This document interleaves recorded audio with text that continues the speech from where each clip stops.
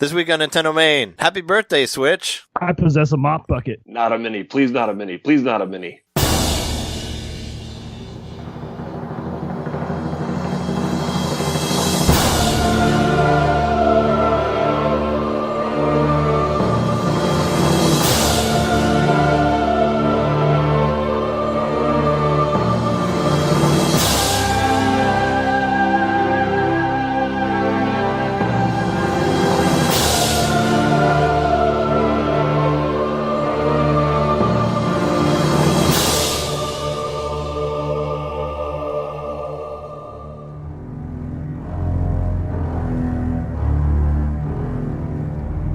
Welcome to NintenDomain episode 111.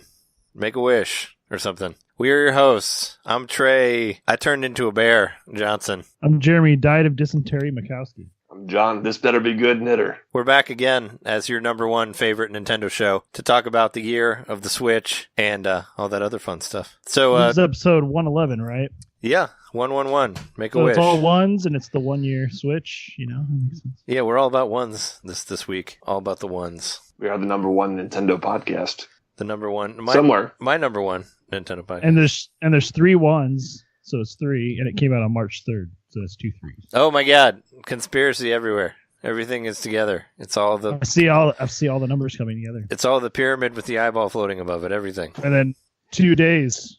Wait, why are they having it on March 8th and not on March 10th? We talked about this with the Switch last year. What? Yeah, that's unfortunate. The Direct or the Switch release? Why are they having it on March 10, the Mario Day? I don't know. Yeah, because I think so. I think they didn't launch the Switch on March 10 because that would have been confusing because they didn't have a Mario game at launch. Yeah, true. Probably the same reason for this time around that they don't have anything Mario related. You don't think we're going to get announce.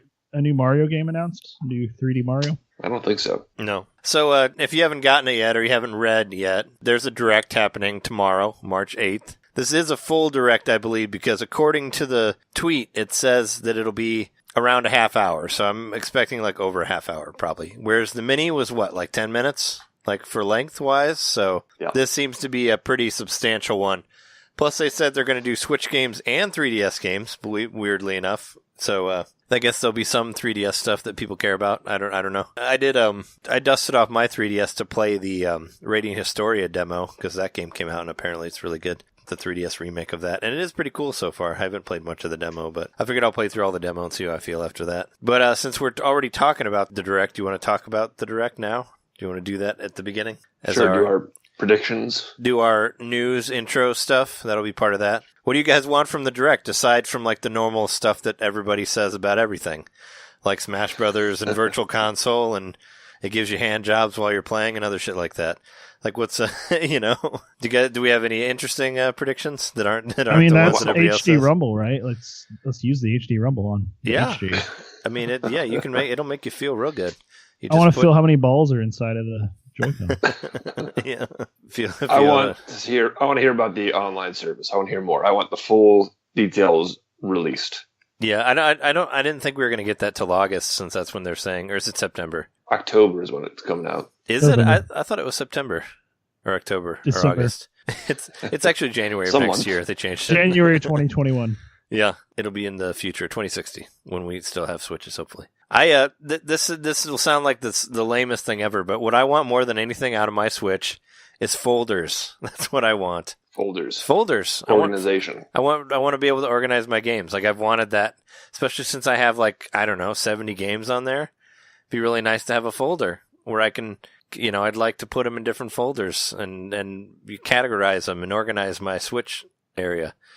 Be real nice. Or it'd really be really nice to have any sort of different menu screen other than black or white. That'd be cool. I agree. Maybe we could put a picture on there. Maybe we can have a theme, even if you have to buy a theme. I don't care at this point. That's kind of about time for an OS update. It's kind of lame, but that's really what I'm hoping for more than anything is an OS update. And as far as new stuff, I think we talked about this before, but you can finally use your gold coins now on your purchase. It'll actually take it off of what you ever purchased for the game. And I was finally means something. Yeah, I was trying to see if there was a loophole where you could maybe use it for Wii U and 3DS, but apparently you can't. You can only use it on the Switch as of right now. There's no way to use it to just put points on your system because if you put points on there, it'll, either system can use them, like your DS or your Wii U can use that point system. You can't do that. You can only do it for specific games. And you guys haven't used any of yours yet, right? Have you? No. None of my $1.46, no. Yeah. That's like some of these sales that you've seen on the eShop are kind of like that, where it's like, hey, $1 off. I have enough to buy. There's a few different games I could get. Because I have $18 from my gold coin, so that's pretty cool. But I thought about, because there hasn't really been anything that's coming out this week that jumped out to me. I mean, I guess there's the Trail, the one that we talked about last week. That is officially coming out tomorrow. The Peter Molyneux game or whatever that we spoke about last week. Yep. That one's actually coming out tomorrow. So I did see that on there, but I'm still not super psyched about that.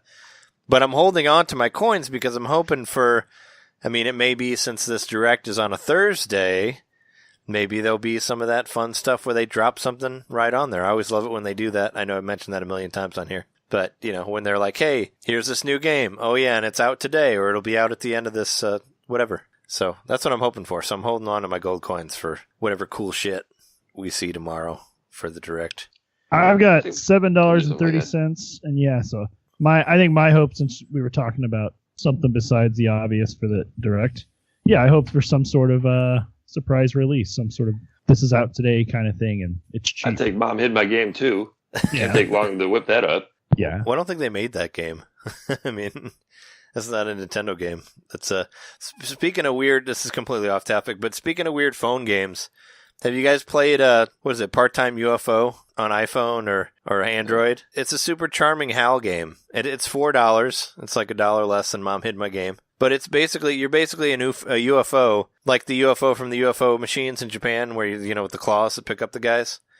And you're basically looking for work, and you get hired for different things. And you go out and use your claw to, like, stack stuff. Or, like, one level, like, you help a guy catch fish. And another one's, like, help me rebuild this totem pole in this museum. Or it's, like, help stack these cheerleaders or whatever. But it's, like, super charming. And if you guys want to play a fun game on your phone for $4, it's totally worth it. Games for people other than Nintendo. I know, right? I didn't know they did either. But there's a HAL game. That's another Nintendo cell phone game then, right? I guess? Well, Nintendo makes cell phone games, so maybe they can too. I don't know. Now, is it you pay just the outright price and you get everything, or yeah, you DLC, pay or so? You pay it and you get everything. As far as I know, I haven't seen any in-game purchase or anything like that. I went for it because, HAL. And it's super charming. It's, as most phone games, I really wish that I had a actual, what do you call Controller? it? I wish I actually had a controller to control it. But there's a couple different ways you can do it. You can play it with 2 fingers. You can play it just with one, where you just move them around and tap on the screen for the claw to come down. But yeah, it's cool. And I spotted a Box Boy in there. So there's a small appearance of Box Boy. Now, is it 2D or 3D? Is it like Badge Arcade, or is it like... It's 2D. Oh, it is 2D, okay. So it's a little bit like the Badge Arcade on 3DS. Well, I mean, Badge Arcade, isn't really a game. It's kind of more of a just it's more of a random thing where where it just goes down and comes up. Like this, you actually control the guy. And the claw doesn't ever, not catch things, I guess. It kind of works better than most claw machines would. So, but yeah, it's a nice little distraction on there if you're looking for something on your phone. It's cool to play around with. It has a cool soundtrack, too, from what I've heard of it. I'll probably check it out if I'm ever stranded and need something to do with my phone. Yeah, if you actually want to play anything on your phone, which I've said many a times that I don't want to, but... Yeah, I have 0 games on my phone. Yeah. Right now. Well, that's not true. I have Animal Crossing. Yeah, I'll say, don't... I never play it, though. You don't have Pokemon on there anymore? Whatever it's called. Whatever that game was called. Pokemon Go. Nope. Shows how much I play that game. I can't even remember what it's called. The only one that I've got that I still play is NBA Jam. That one is actually pretty good for a phone game. On your phone? Mm-hmm. Oh, okay. Yeah, it's actually pretty good. It's pretty much the Wii version. Yeah. The On Fire edition or whatever it's called. That was like the re-release on PS3. Yeah, it's like those. They came out around the same time. Oh, okay. Do you play it all on the screen then? Like it has like a fake controller button thing? Yeah, you play it all on the screen, but there's not, the controls in NBA Jam were always pretty simple, so I don't really feel like I'm tripped up that much by the screen. Yeah. I mean, does it keep the turbo on then while you're moving around, or do you have to push a button for turbo? No, you push for turbo. Okay. Because I would think that for that, the less buttons, the better. I figured you would just move around and just shoot or pass, or jump or push or whatever. Yeah, I think it's just tap where you want to shoot your ball. Yeah. Yeah. Yeah, in case you want to shoot anywhere that's not the basket, right? But yeah, side note there to the Direct. But back to the Direct. It'd be nice to see a new thing come out of nowhere that we don't really know about. That's always nice. I mean, I figured it being on a Thursday, there's a good chance of that, even though they could do that on pretty much any day. Because on that last one that we did, the last mini, they at least, what did they drop? The Dragon Quest Builders demo. I mean, that wasn't a whole game, but still, that was cool. So I'm hoping for something like that. I know in the tweet they did mention that they are going to do some of the tennis stuff, the Mario Aces game. So it might be a lot of that, which I like that game, but I hope it's not all that. If that is not most of it. I don't want it to be all about Mario Tennis. I would love that. You love for it to be an all tennis Direct? Oh yeah. Joke. Yeah. Like Zero?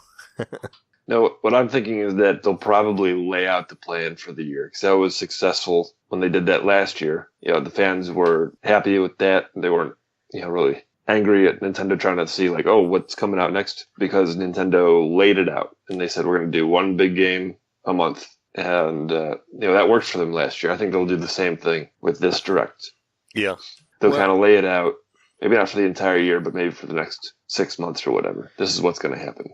Maybe we'll hear a little bit more about Metroid. Yeah, yes. Maybe. Like the big three, like Metroid, Fire Emblem, Pokemon, I really wouldn't put money on hearing from either of those for this. I feel like that's an E3 thing. And I was going to say, like, on top of what you just said about, like, saying what's going to happen for the however many months, I would guess that maybe it's just going to be up till E3.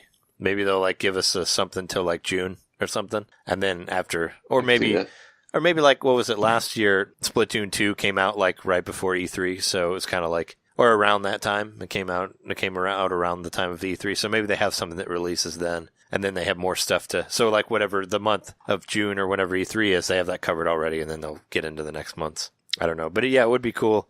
They already have, Kirby's out for this month, or it's not out yet, but that's what's coming out for March.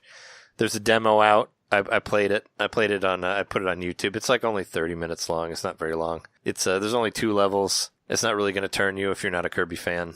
But it did not turn me. Yeah, I'm not a Kirby fan. Yeah, I don't. It lets you throw hearts. Yeah, you can throw hearts now. You couldn't do that before. And you can also turn yourself into the curler thing from the Winter Olympics. So that's cool. I don't know if you guys got to do that, but if you combine the rock ability with the ice, you turn into the curler. I think that's been in past Kirby games. Yeah, is it? Well, it's in this one too. I thought it looked really good. I mean, I'm still kind of on the fence about it, like whether I'll get it or not. I don't know. If it was like a little more than 30 frames per second, maybe I'd like it. But I didn't really know. I don't play games that are like below 35 frames per second.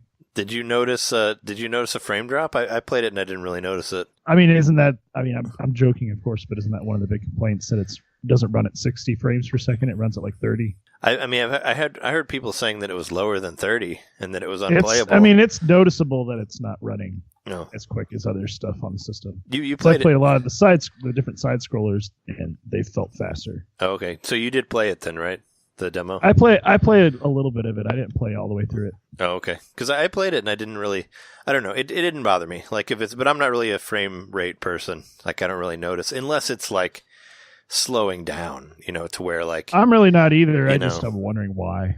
But I didn't know. It didn't feel like it slowed down. The game at all. Isn't that good looking. It doesn't seem like it's that graphically intensive. I mean, it looked better than most Kirby games. I guess it's probably the best looking Kirby game I've seen. That Will-O-Wisp looked like really, really good. The fucking angry tree that's in all of them. He looked real good. Yeah, the tree looked pretty good. When you get to him, he looks real nice. That bark looks so HD. You can see the actual grains of wood. Yeah, you can tell how old he's been, how long that tree's been growing, something like that. You could tell you could tell the emotion in his eyes, like that guy from the PlayStation 4 Direct, whatever that was. But yeah, I mean, I don't expect to see any big stuff tomorrow. But then again, I don't really know. Like, kind of mostly what I want is an operating system update. It would be really cool to see something about online, like John was saying. I mean, maybe getting your saves off your Switch or backed up somewhere safely. Yeah, cloud saving would be really cool. Which I know kind of goes hand in hand with the online thing, but it still would be cool if you could even just put your damn saves on an SD card and back them up. Or like a computer even or something. Right, even if it wasn't a cloud thing. Yeah. Initially. Yeah, if you just put it on the SD card and you could like plug it into your computer and take it off on that and save it in that way. I don't know if you guys remember, but back in the 64 days, they had like a USB thing that you could buy where you could plug your memory card into it and like back it up like that. And this was in the 90s, and I got one. Oh, yeah. I got one. They were only like $20, and you could actually go online and download saves for that thing. It was really cool. I actually used. I can't remember what that was called, but I know what you're talking about. Yeah, I had one. I used it at Lincoln when we were there. I actually used it to download saves for Beetle Adventure Racing. So I did that so I could get to all the extra races because it's really hard to get to them, which Jeremy and I played that a while back. But I don't think we'll see anything like Virtual Console on this. Like on this Direct, like not yet. That'll go hand in hand with the online thing. Yeah, I was thinking about it, and I was thinking about it the other day, and I don't really think I'm all that excited about Virtual Console. I think I'm kind of over it. I'm over it. Maybe I have so many old games already in their regular form that I can't really think of anything that would be out on Virtual Console that would make me excited. Like playing Super Mario Brothers on the go, I can already do that. Well, wouldn't excite you though if here's an announcement. Maybe this is a wild card. What if they tell you all the VC games that you bought on Wii U or 3DS, like now they're available to you on Switch? I know they're doing their Netflix thing or whatever. Yeah. But if you bought it already, you can download it and there it is. Well, they can figure out some way like that. Well, that'd be great to do that. Yeah, but that'd be great. But that seems like a pipe would never dream. do that. I don't know. They know that Nintendo fans are dumb enough to buy the same game over and over again. I mean, I probably bought Super Mario Brothers like 10 different times, and I just don't really care about getting it again. I mean, yeah, I bought the arcade one, but I had never played the arcade one, so that's why I got the. They also don't need to do like that. Would be almost like an ambassador program sort of scenario. They like want to reward the Wii U owners. Like they don't really need to do that with the Switch because they've got the install base they want. Yeah. For the Switch. Yeah, if they were going to do that, and nobody's complaining that the Switch is overpriced. I mean, I think people feel like it was priced fairly, and that was another big complaint with the 3DS. Oh yeah, when they did the ambassador for that. I was going to say, if they want to do an ambassador thing, they should have given everyone who had a Wii U game that got re-released on Switch, you should have got that for free. You know, if they really want to do it. Like, I should have got Mario Kart 8 Deluxe for free, or like Bayonetta, or like Donkey Kong Tropical Freeze when it comes out, or whatever, you know? That's what I say. But, you know, yes, if they did that, I would be excited, and I would think that would be really great. And I could download all these hundreds of games that I already have. I mean, Nintendo's definitely learned that they didn't need to have Virtual Console to sell a shit ton of Switches. So, yeah. I mean, what's the rush anymore? Yeah, right. Just to make more of those. Is anyone NES. going to throw their Switch away because they can't play Mario 3 on it again? No. They'll release Mario All Stars on cartridge eventually or something and make more money that way. Yeah, or just release like Super Nintendo Classic 2 that has like Mario All Stars on it or something. I don't know. But yeah, it's to make it portable though, that's what I'm saying. Like, oh sure, yeah. Well, they can release it on the Game Boy Advance Classic whenever that comes out, which I'd hope that comes out eventually. Yeah, I don't know. It's unless they find some way for you to get everything for free. It's kind of like, I'm like, what would I actually buy that I don't already have in some form? Like, I have so many different Virtual Console things and cartridges and all that other stuff. It's like, what would even bring me to it? Unless they do some sort of, you know, like how they're saying that would add like online functionality to some of the old NES games that can make it cool. But I don't know. I don't feel myself buying the same games I've bought millions of times. Like, I don't need another copy of Super Metroid. I already have it on my 3DS. If I really wanted to play it on the go, I could play it there. Like, do I need to play it on the Switch also? And there has to be, I don't know, I think there has to be some sort of really intriguing thing to it this time around. You know, kind of like maybe do something like on the SNES Classic with the Rewind, which is really cool. Like, I actually played some Mega Man X over the week, like on Saturday night, and I used some of that Rewind, and it really helped, like, for a lot of those bosses that are hard to get through. So I think, yeah, putting online multiplayer into old games would be a big thing, or building in like Twitch functionality into the Virtual Console games, something like that would be like really cool too. Like, that's the kind of stuff that would make the Virtual Console shine if you could stream, if you could get it out there, like on the internet somehow, or use it to use the online service where you can capture more than 30 seconds, right? Of anything.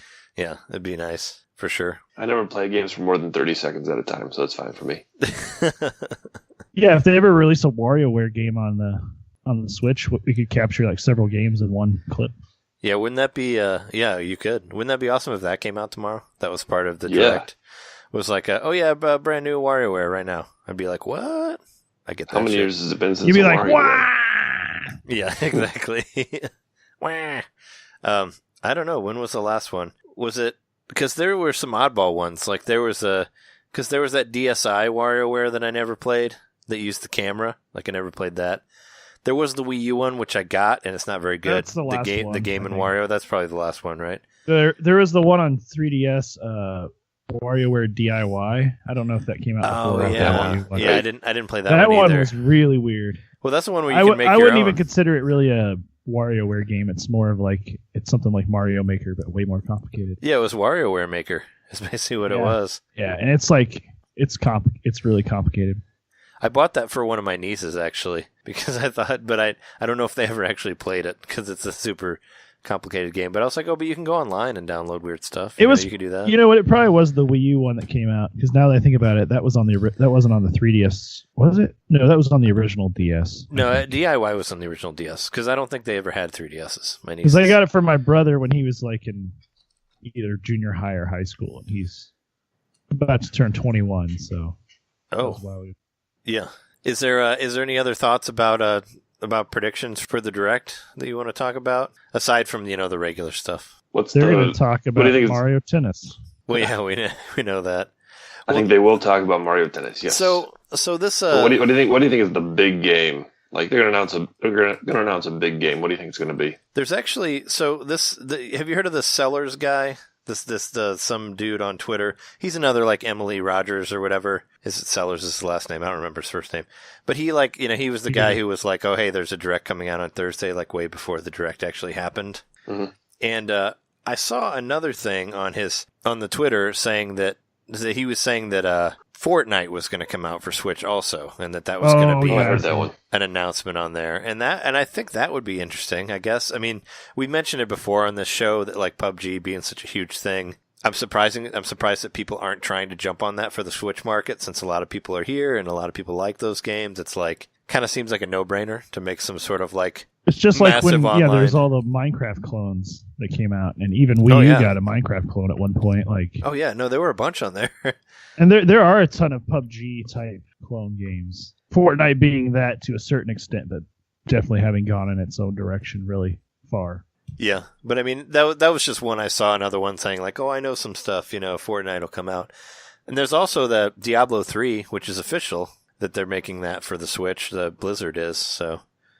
They could talk about that as well. And then there's always, there are always those rumors about a Grand Theft Auto showing up on there and all that type of thing, which really wouldn't be hard to believe. I mean, I guess if L.A. Noire sold well, I wouldn't be surprised to see it on there for that. If they put GTA 5, it would sell like hotcakes. Yeah, and they could. I mean, they totally could. I mean, it's last generation stuff. So I don't know. I'm really interested to see it. I'm gonna do a live stream of it, which will already be up by the time you listen to this podcast. But if you didn't see it, you can find it at youtube.com/Fingmater, FINGMATER, if you want to see that. But is there any other news aside from that? Well, there is I guess there's one small news. There's a new Splatfest this weekend. The chicken versus the egg, which I think is pretty funny. Which came first? Yeah. I haven't voted for one yet, but I was going to say, like, this Friday, if you're not doing anything, Jeremy, we should totally, like, do a Splatfest. Like, I stream it every time there is one, and I thought it'd be cool if we both did it. And is it for the full day on Friday? It's like, it goes, like, all... It starts at, like... I forget how it works. I think it starts at, like, 10, and it goes, like... And it goes till like midnight on Saturday or something like that. It goes for like 24 hours at least. So I'll be able to at some point. It'll just probably be at a weird hour. It'll either have to be before 2 p.m. or after 11 p.m. Well, I figured we'd do it at night, like because I'll probably play at like 1. I say if it's going through the night on Friday, I can definitely play. Yeah, I just thought it'd be cool if we after work Friday. I'll be down to do that. Yeah, because I probably won't. Like I'll be out till 11 too, so I probably won't start on it until like I don't know, till like 1 a.m. or something. But we should do that. I mean, I was thinking about if you want to dust off that Splatoon 2 and give it a go, do some. I could try streaming it. Yeah, we could both try streaming it or something. I don't know. I thought it'd be cool, aside from hopefully we don't get stream sniped. But I thought it'd be cool if we could both get on the same team or something, and we can chat while we're doing it and all that. Well, first off, I mean, how do you feel about chickens and eggs? Because I think the egg came first. Yeah. Well, I was because whatever the final evolution of the chicken was had to have come from the egg of a slightly different chicken before it. The egg definitely came first because there were other creatures that laid eggs before chickens ever came around. But I'm saying even the egg of the specific chicken, that whatever the main breed is now, the main species, that egg came first because it came from the species that was different from it before it that laid that egg, and there was the mutation inside that egg that there you the chicken was. So that's what I mean, like if we're referring specifically to chicken eggs. Yeah. Well, I don't know. I always vote for the one that's has the less people on it, because then you have more of a chance of being able to find a match every time. That's kind of what I go for. I mean, last time I went for the money team of love versus money. Like, I mean, I definitely wouldn't vote for that in real life, but I did it just because nobody was on the money team, and then I don't have to worry about getting matched up against love people, because there's always love people out there. I don't know. That's kind of how I look at it. I guess if you don't win, you don't get as much stuff, but at least you don't have to wait on matches. But I haven't voted for one or the other. I think chicken is the smaller one of friends that I saw through the Nintendo app, so I did actually use it to check that. But I don't really care. Whichever one you want to be on, we can do that and try to get a team thing going. I think I think that one's going to be pretty evenly split. Yeah, because I thought about, or maybe not evenly, but it'll be what I think. That's a philosophical question that it's still being debated. Yeah, it'll be debated until the end of time, right? Or until the Splatfest is over. Until it turns into Splatoon the next time. Chicken is born. Yeah, until it turns into the time of Splatoon when humans are dead and there's only squid people. But speaking of that, I also played the ARMS version of that this week again, like the party crash as they call it, where it's like one character versus another character. And I got on there and played that for a while, and it was all right. You know, I did another ARMS thing. As far as Didn't stuff ARMS have an update? I mean, they did. I mean, it's like Splatoon. It's always getting updated. Like, I feel like every time I play it, it gets updated. But there's no new characters, as far as I know. I think that Dr. Lady with the spring arms was the last one that was added. So we're gonna play Splatoon this Friday. We might stream it. If we don't, we'll throw something on YouTube. We'll talk about it next week. Yeah, I thought it'd be a cool thing to do. Was there any other news aside from the Direct and all that other rumor stuff that I mentioned? Direct's definitely the big news. Okay, because if not, let's move on to what games we bought or what we've been playing.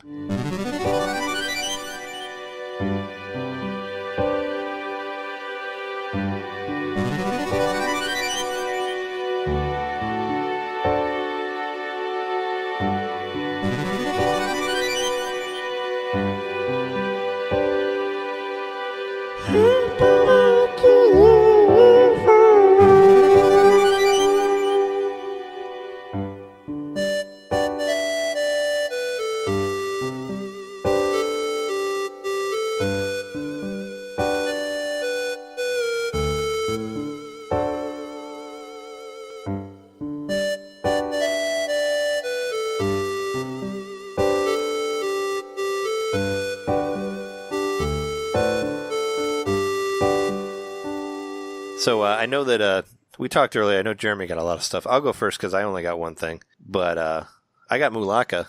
I know Jeremy got it too. But yeah, I got Mulaka. I played through all of that game, and Mulaka's really cool. I actually like that game a lot. That's on the high tier of indie games for me. I really enjoyed it. It's a 3D action game, and it's a kind of, you could say it's sort of Metroidvania or whatever, because you unlock stuff as you go. But it's based on Mexican folklore, and it's Chihuahua, Mexico. It's like where it was developed, but yeah, it's based on the natives of Chihuahua. Yeah, I can't remember what they're called, but they were called. They're still, I think they're still around because the developers worked with them to make sure the mythology was right. Yeah, that's what I heard. But it's cool. You get to turn into different things. Like you turn into a bird, you turn into a bear, which I said at the beginning. You get to turn into a snake also. And it's all like 3D. You know, it's 3D platformy, but kind of like actiony. But it's it's really fun. Like you try to awaken these like animal god things. You know, like the bears and the snakes or whatever. And it's Tarahumara people. Tarahumara, yeah, that's what I was thinking. That I can't believe I forgot that name. But I had a lot of fun. I had a lot of fun playing it. It's probably about like 8 hours long, like in total. But yeah, what did you think of that game of Mulaka? I Mulaka a lot. I like it. It's fun so far. When I will say when I first started playing it, I wasn't terribly impressed with it. I mean, it seems kind of rough. Like it seems a little floaty, and at first I would like have said it reminded me of a PS1 game, like in spirit. Except it runs a lot better than most 3D the PS1 games. I mean, as far as how sparse things are. And, oh, sure. And how the amount of objectives is very limited at the beginning. But that was because it was a training level. The training stage is a full stage instead of just being like a small area. Mm-hmm. So once I got past that, that's what I was trying to get at. Once I got past that and I started getting like the special abilities and started being able to upgrade my character, his abilities, then I really started to enjoy it. And I'm at the end of the 4th stage. I think I had just gotten the 3rd stone because you need to get 3 stones to open the gate in each level. So I got the 3rd stone. I haven't gone to the boss yet. And there's usually a few rounds of enemies you have to fight before you do the boss. Mm-hmm. Yeah, it's kind of like God of War a little bit, I guess, where like you'll get to a part where you kind of get stuck and there'll be like enemies thrown at you. Be like kind of in a... I mean, I just got done playing through Bayonetta, and it reminds me of Bayonetta. Like, oh yeah, it's like Bayonetta too, except it's for not. Yeah. It's not as smooth and fun. Yeah, but it's different. It's a different kind of combat. I'll give it that. It's more like 3D adventure combat. Yeah, it's not really. It has brawler combat. Yeah, it has no way the complexity of Bayonetta in that way. But you're right, it does have where you get to a part and then you kind of get stuck there. There's like the invisible walls and you got to fight the guys. And once you beat them, you can go on. And they come out in the different waves, just like in Bayonetta. Yeah. Like you'll fight the waves and then more of them will come and it'll be slightly stronger. One of them that would have been like the hardest enemy you fought will eventually there'll be 2 of those you have to fight later on at the same time. And those gosh darn, those flying ones that I hate those ones so much. The Wizrobes? Yeah, the Wizrobes. I hate them so much. When they have 2 of those coming at you at once, it's really annoying. I'm getting a little better at dealing with them, but they frustrate me when they show up. Especially when they're paired with the ones that dash at you. Oh, yeah. Because if they freeze you, then the ones that dash at you will hit you, and then they'll come over and hit you again. It's annoying. Yeah, those guys can be kind of rough. Yeah, I refer to them as Wizrobes on my, if you watched any of my YouTube playthrough on it, because they reminded me of the fucking Wizrobe dudes from Breath of the Wild. Yeah, they're like Wizrobes, or it kind of remind me of Frieza a little bit from Dragon Ball Z. Oh, yeah, I don't know Dragon Ball Z, but yeah, no, those guys are a pain. What I started doing is I would just jump at them, like instead of like trying to hit them with the spear, I would just like jump at them and knock them out of the air, and then hit them while they're on the ground. But when there's a lot of them, it's hard. I did that eventually, or I also figured out kind of late on. I was like, oh wait, you can use the bombs as a weapon during battle, and that helps a lot. Oh yeah. I never really used it that much because it is kind of slow, to get the bombs going. But I'll tell you, it's not really spoilery, but I want to know like after you play the second to last boss, because that part was like super super glitchy when I played it. Like you kind of like it's sort of like a Shadow of the Colossus type thing where you kind of have to climb the guy, or you have to get on top of him. But sometimes you fall through his skin or it'll get stuck in him. And there were a couple times that I fell through the ground. I mean, I did fight a boss that I had to like keep climbing up to the very top to hit. Was that the same boss you're talking about, or do you actually climb on the boss? Well, you don't. Well, you like because I fought this thing that had a bunch of like mouths on it, and you had to throw things at the mouths. Oh, I know what you're thinking about. No, it's after that. It's after that guy. Yeah, the one that has where you have to jump to the top and you destroy each mouth, and there's the arms coming out that like create wind for you to fly up with the bird. That's a different guy. He's after him. He's huge. Like he's a super huge dude. He basically looks like a walking planet almost. Like he has grass all over him and Is this big red dude that I'm looking at in this picture? No, he's not red. Is he like a no? No, it's like it's like a. I mean, he's like green and brown. Like he's like a giant piece of earth walking around. No, I think that's the final boss. Maybe. I don't know. I can't tell. But through your phone. But yeah, no, that part was interesting. And there was a couple times where I fell through the ground, but I never got. Thankfully, there was no glitch that like completely broke the game.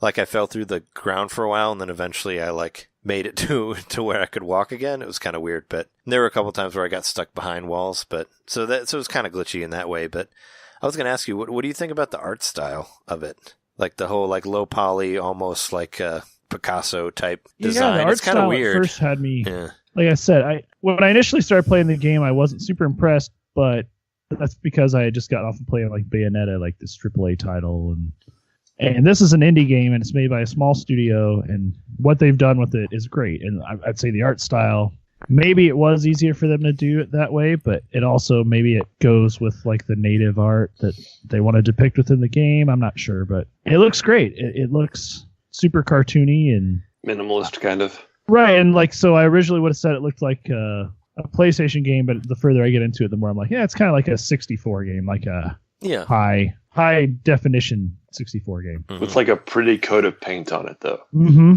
Like way prettier.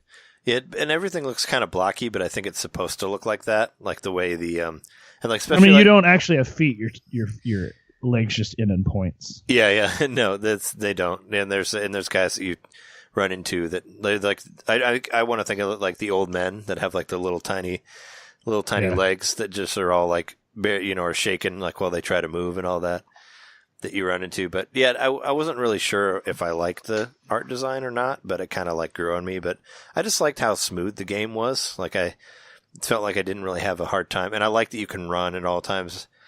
And it was, I don't know, it was a lot of fun to play for me. Like I had a great time with it. Like I said, I beat it in 2 sittings. Like the second time I was just like, I want to play it. And I just played it until it was over. I wasn't really like trying to beat it. It just happened, because I was having so much fun with it. And I thought that one guy, the glitchy guy, was the last guy, but then it wasn't him. There was another one. But it was, I just kind of played it and made it all the way through. And I had a great time doing it. It was totally worth it. Like I was impressed by it. I don't think I can be too far from beating it because I'm getting stronger. It's getting easier. That's the way these games tend to go. Like it might be hard at the end, but I'm going to be really strong by then.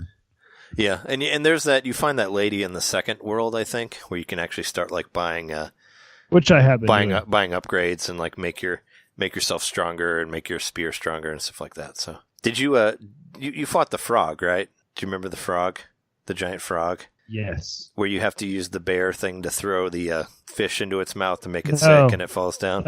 That's probably the boss I'm about to fight. Oh, you didn't fight the frog? Oh, okay, man. I wanted to see what you thought about the frog, because I hated the frog so much. Like that, that was probably the part I got the most pissed at, because it took me like maybe. That's what I'm about to be playing. It took me maybe like 3 or 4 times to beat the giant frog. And I would, because but I beat him without any upgrades either, so it might be easier for you, because I hadn't gone back to the lady to upgrade anything, so I beat it like just with my regular everything you get from the beginning of the game. But then right after I did that, I went back and upgraded everything, because I was like, wow, that battle was annoying. But yeah. You have to hit fish into his mouth? Yep. You use do you have the bear move yet? Yes. Yeah, you use the bear to knock dead fish into his mouth, and he like gets sick and falls over and his tongue flops out, and then you just attack his tongue. That's basically what happens. But towards the end there, it can get kind of difficult to hit the fish in his mouth. Like that's what was really killing me, because he'll start jumping up and like hitting the water, and the water will like start a big tidal wave coming at you. And like there'll be one where he hits the tidal wave, and right after the wave goes, he'll start opening his mouth where you have to hit the fish in there, and those happen at like pretty much the same time. So you have to find a way to dodge it really quickly and hit the fish in his mouth to get to the part. And you got to do that a couple times at the end, and it's difficult to get. That's what I was having trouble with. I'd say I wish you could just buy healing items. Like running around and collecting aloe is kind of annoying after a while. Yeah, well, and what's really annoying in that particular boss for healing stuff is how long it takes for you to heal. You know how you have to kind of do that dance? Mm-hmm. I knew that was going to kind of kill me later, and it did in that one, because if you don't have enough time to heal, you'll lose the potion that you're using, and you won't get healed.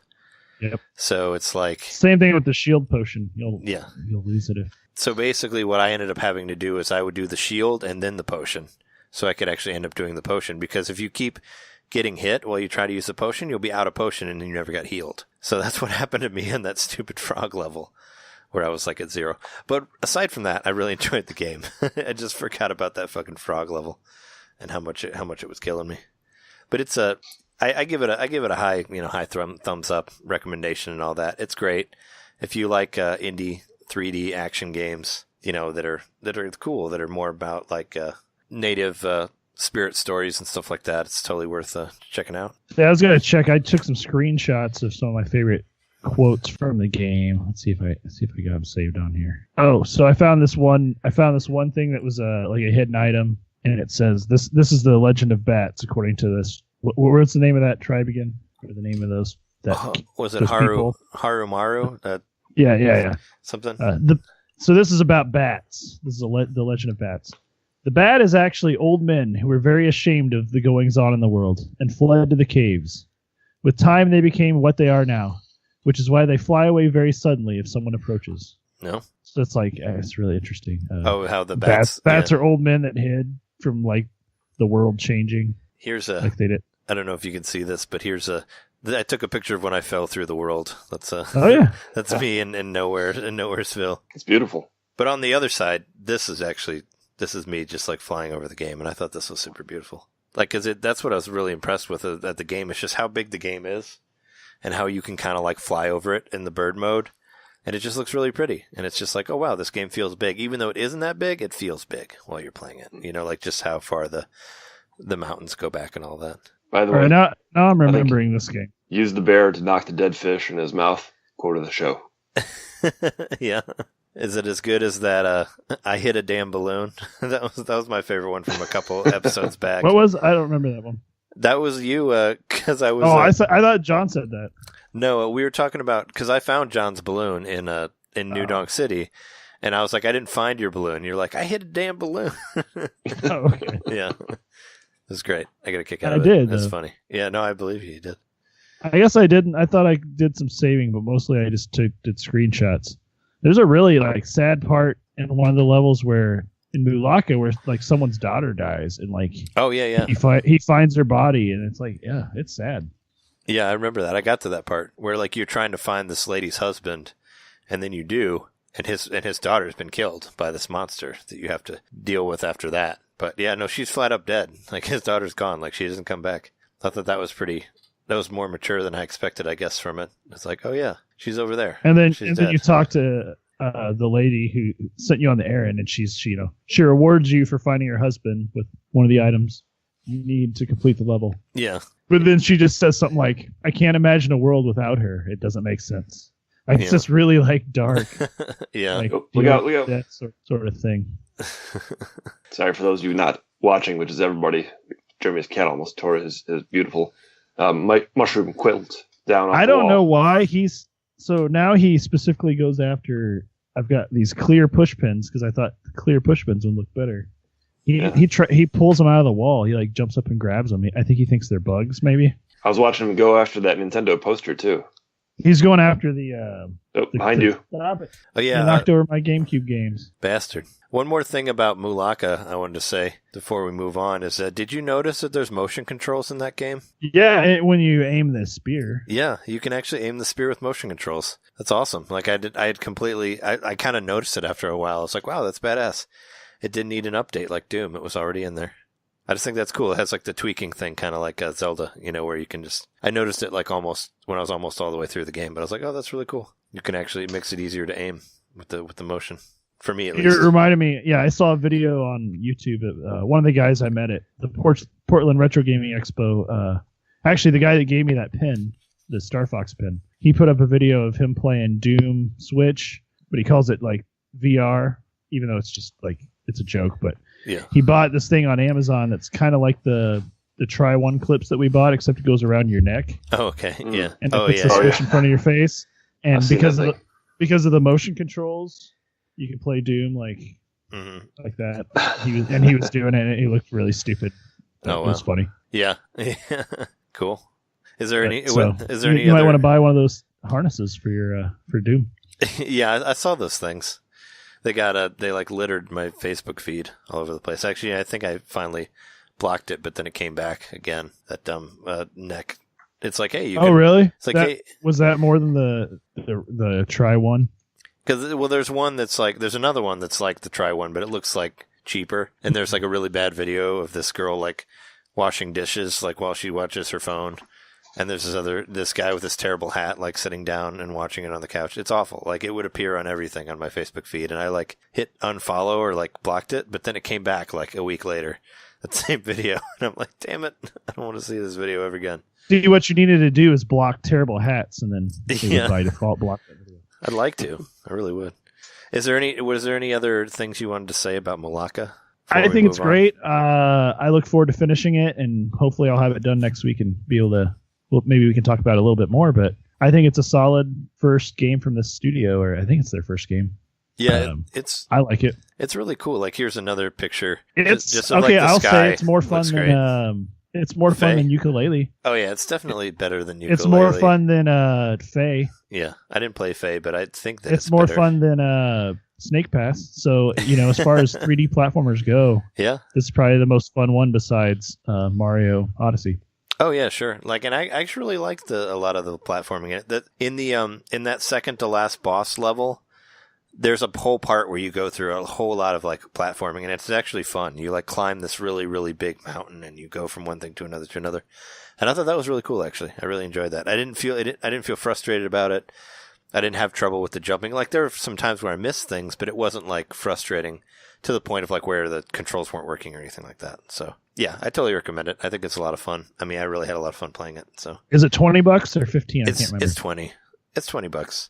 But it's worth it. I mean, I felt good about supporting the developers, and there's something to learn from this game. I mean, it's got like a rich cultural story behind it, like, and that the people themselves were, or the ancestors of the people these legends were based on were consulted to make this game. So you can learn a lot about the history of that part of the world a little bit and see the creation mythology and stuff. It's really cool. Oh yeah, I think like the snake where you have to keep doing the puzzle with where you're getting the water to the statues, and the water's coming out of the snake's mouth. Well, during one of the loading screens, it talks about that's where the water came from, like the snake god. Oh, okay. And the water came out of his mouth, and that's where like the water originally came from. So it's really cool how they incorporate all that into the actual gameplay. Yeah, that those snake water puzzles. There's a lot of those in that game. I liked them a lot, but towards the end, you kind of get a little tired of them. And there's some of them that are really, really big. I don't feel like they're very puzzling. They're kind of there's just a lot of pieces you have to move, but there's really only one solution, so it's pretty quick to figure out. Yeah, I felt like some of them look really, really big, and you're like, oh god, this looks crazy complicated, but then you just get it. Like, I never really got like fully stumped, I guess. I just kept smacking them with the spear until they went the right way, Oh yeah, and there's get Mulaka. And there's a basically detective vision in it too. If you played if you ever played the Batman games, the Arkham Asylum or Arkham Knight or whatever, or almost like the Lens of Truth in Ocarina of Time. Yeah, it basically has a thing where you can where it'll show you where stuff is and stuff like that, which really helps because I found myself getting lost sometimes in the maps. But it'll help you find like where the next rock is and stuff. Like that's what I thought of when you're saying that it looked kind of like simple in that first level, but then once you get that detective vision or whatever. When you click it on and it shows you like 10 different icons like all around you, it's kind of a little bit like, oh shit, there's a bunch of stuff to get. But yeah, get that game. Anyway, let's move on to, do you want to talk about... Do you want to talk about all the stuff we bought? Yeah, I was going to say that's what I bought, but I know you bought a bunch of stuff, Jeremy, so why don't you talk about your findings for the week. I bought Mulaka, for one. Yeah. We know that already, but I also bought a couple of games at Disc Replay today. I went and I picked up Geist for the GameCube. And I'm having a lot of fun with that so far. I just played it today, but John and Trey, Trey and John, you both played this game, so that's kind of cool. I like that game. Yeah, I'm gonna hopefully play all the way through it and put. I'm at least gonna put some video up on YouTube to show off the HD adapter I got. But this game's cool because it's got a widescreen mode and everything, so it looks really good. And you can be soup. And you can be soup. So far, I've only been too. A mop bucket, which I think I said at the top of the show, but the mop bucket's been my favorite thing that I've been. I can't wait to be soup. There's a there was like a Easter egg. There's like a Samus Easter egg in there too. Like you turn into a female at one point and you go into a locker room and you see like one of the lockers says like Samus on it or something like that. And I remember that being in there. So there's a very small like Metroid thing in there. But yeah, it feels a lot like it has like a Metroid Prime feel to it a little bit. It definitely has feels a little bit like Resident Evil at times, like with the green, you have to like get the plants, they look kind of like green herbs. Mm-hmm. And it reminds me of Odyssey a little bit because you turn into a ghost and you possess things and creatures and yeah. Except you don't you use those things in the environment to sort of solve puzzles. Yeah, it's all about like scaring people to get them to be able to get possessed, which is like kind of a big mechanic of the game, and that's really fun. And like it looked really good, and there's like sort of a multiplayer thing on there too. I actually thought about I almost did a video of Geist a long time ago before for my Road to Splatoon videos that I was doing. I almost did Geist, but I decided not to. I ended up doing Super Mario Sunshine instead because that's more of a game that's like Splatoon. And after playing through the first part of Geist, it didn't really remind me that much of Splatoon, so I didn't put it on there. But the company that did... Go ahead. Oh, no, I was just going to say, the company that did that, N-Space, they used to make Call of Duty games for DS that were really good. So they did a lot of cool first-person shooter stuff for Nintendo. I don't know. I know that like one of the main guys died a while back, so maybe that's why they're not really doing anything anymore. But for a while there, they had a lot of really cool like FPS stuff that I played. Maybe he's possessing one of the current programmers. They're still going. Maybe he's working on Metroid Prime 4. Yeah. Sorry if that's not tasteful, but that's sort of the whole mechanic of this game. Like your main character's dead, so that's kind of an interesting thing. Like there's got to be other games where you're a ghost, but this is one of the, like the game where you flip the table, I guess. Oh yeah, ghost in that. But yeah. That's the last game where I was a ghost, where I was trying to scare people. So one thing that was just like, I felt a little morally weird about it because I possessed a guy and then I shot all the other soldiers, which I don't know. Yeah. I don't think you have to do that. I think the game leaves you with the ability to not kill everything. I mean, you probably still have to kill some things, but it seems like there's puzzles set up to get past certain sections, but I just shot people instead. Yeah, well, I mean, so it is a shooter. And so when I possessed the soldier and then I went around and killed all the other soldiers, I felt kind of bad. Because like he didn't want to kill them. I took over his body and then they all got killed. Yeah. Well, I mean, that's it. Like I said, it is a shooter. It's kind of what you're supposed to do. But it's fun so far. I really like it. And I got to the first like major boss and died, but I'm starting to see how the mechanics work. Like the first boss, I don't think I'm spoiling it for anyone because you'll get there pretty quick. But it's like a dragon-looking thing, right? Like on a train, and you shoot it in the mouth. Well, no, it's the I guess it'd be the second boss then. And a guy is like throwing grenades at you, and you have to possess their grenade and then move it back at him. Oh. But you have to pay attention to the the host's body that you have, because he's going to still shoot at the host body while you're out being a ghost. And if the host body gets killed, then you die too. So you have to kind of like make sure you're protecting your host body at the same time. So that's kind of a mechanic that I hadn't really wrapped my head around yet, but I could see that being a thing, because if your host body dies and there's something else that you can possess in the room, you keep living. But in that boss, once I died, there was nothing else to possess. Yeah. Wasn't there a Geist 2? No. There wasn't a Geist 2. I think you might be thinking of what's it called? Conduit? Are you thinking of that one? There's two of those. Yep. The Conduit for Wii, which I really that's what I'm thinking of. Conduit 2 is kind of another game that's sort of on my Holy Grail list or whatever. I've been trying to find that one, but since it was more since it was like more uncommon, it's harder to get, I guess. Because I have Conduit 1 and I really like Conduit 1.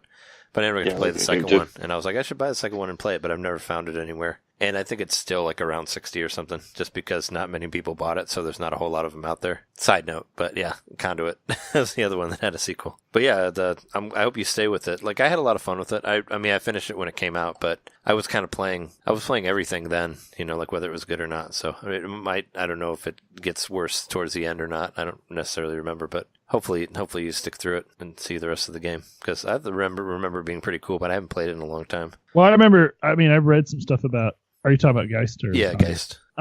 Geist, yeah. I mean, I read a list recently, because I've been looking at lists of must-own GameCube games, because I'm trying to get a better collection, because I'm obsessed with it right now with my adapter. And so this was on one of the lists, and I just happened to see it today, and I was really happy I saw it.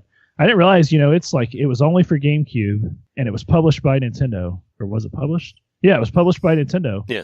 And Shigeru Miyamoto was one of the designers. Yeah, it was N-Space I thought they were like second party or something. As far as I know, they only made Nintendo stuff at the time. Like I said, they made that game and the DS Call of Duties, which were completely different games than the other. Nintendo actually owns, so if they were ever going to do another Geist game, Nintendo would do it. So it'd be like Bayonetta 2, or Bayonetta 3. Yeah. But yeah, it's really interesting, and it looks really good. Like, I'm surprised this game's 13 years old. Like, I comment in my video, I'm like, this game's old enough to go to a PG-13 movie by itself. But it looks It looks good. It looks pretty good, especially with the the upgraded visuals or whatever, or running the visuals at the highest quality the GameCube can.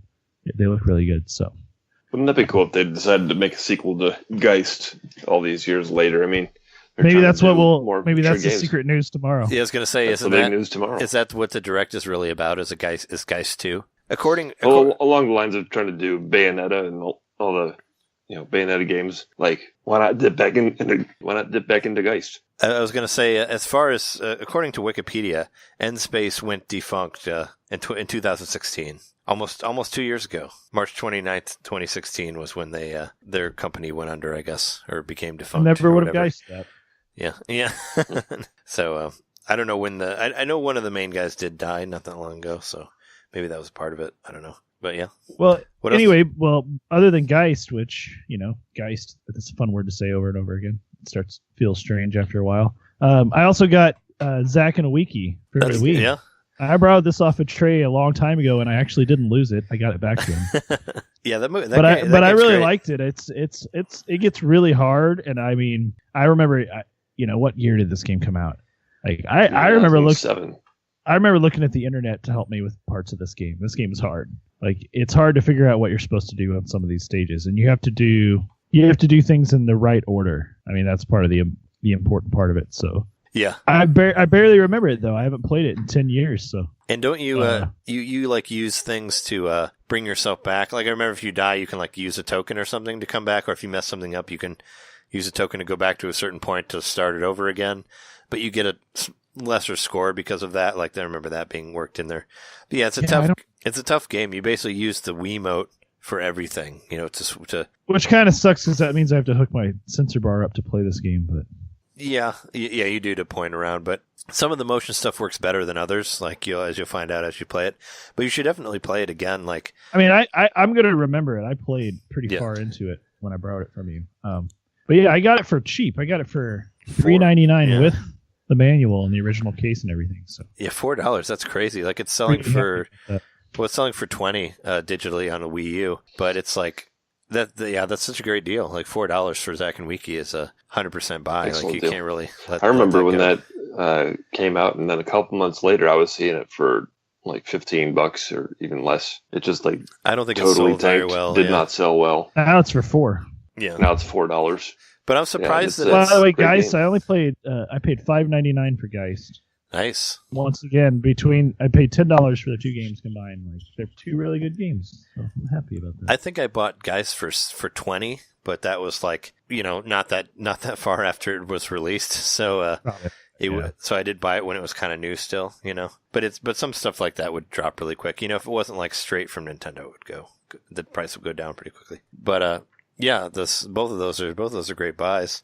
And I was gonna say, like, I know Zack and Wiki didn't sell that well, but it's like it's the opposite of like Conduit 2, where there's still enough out there where you can still sell it for $4. It's not like a hard to find cartridge, or not a hard to find game. So there must have been enough people buy it to where it's still. So it was published by Capcom. Yeah, it's a Capcom game.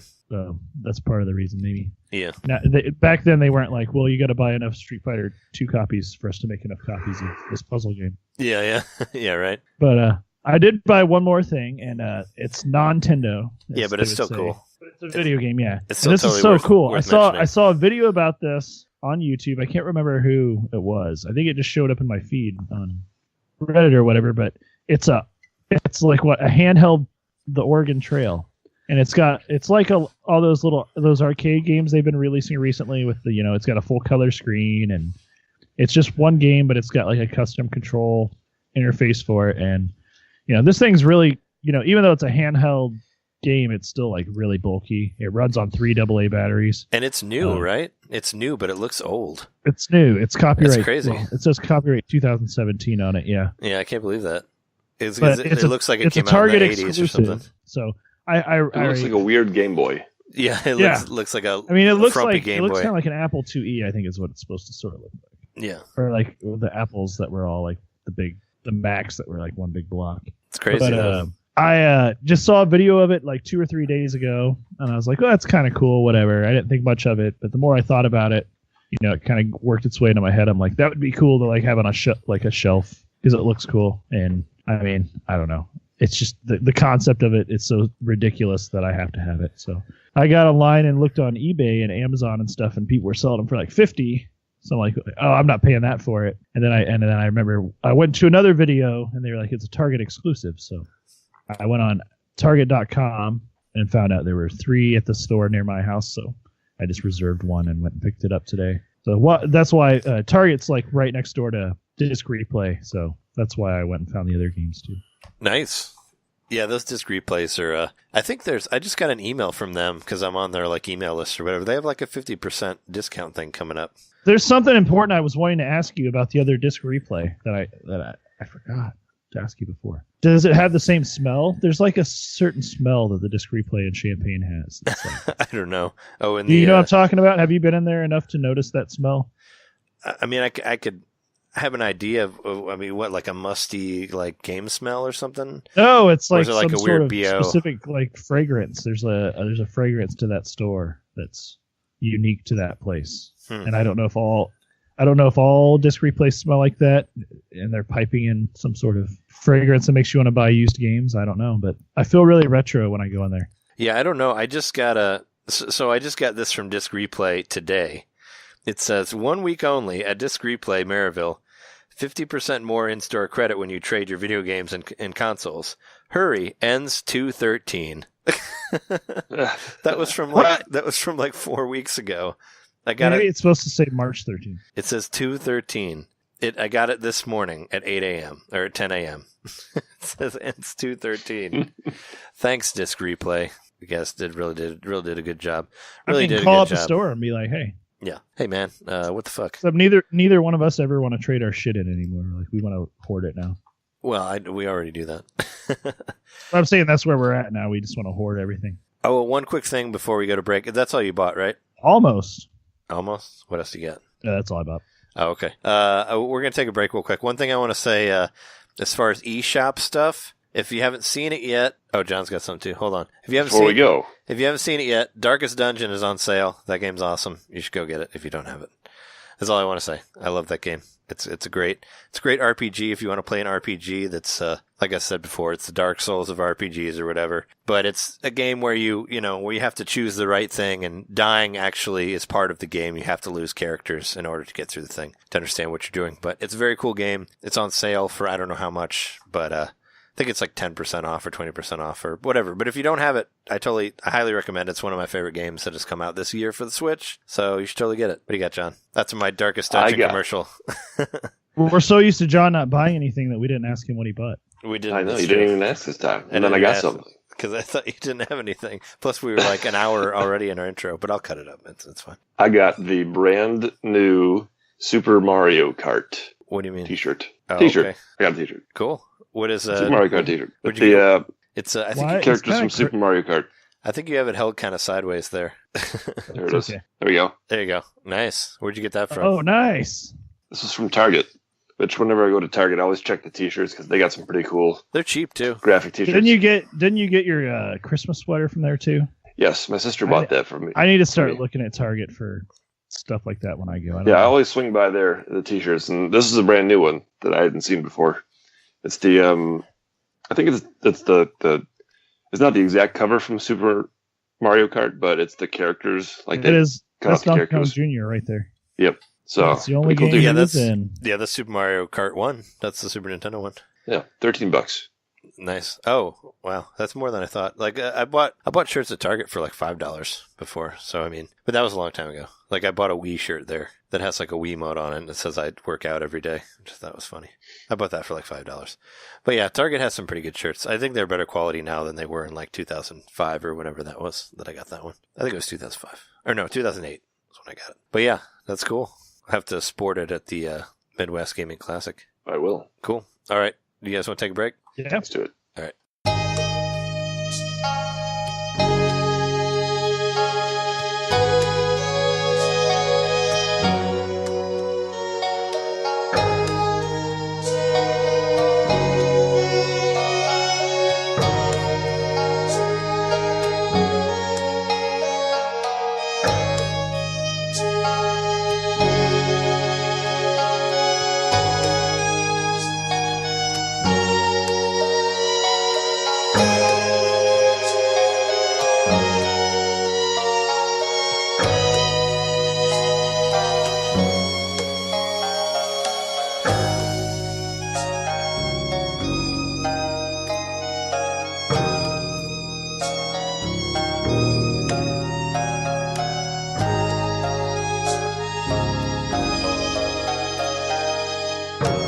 So it's been a year since the Switch came out. Happy birthday, Switch! Happy birthday to you.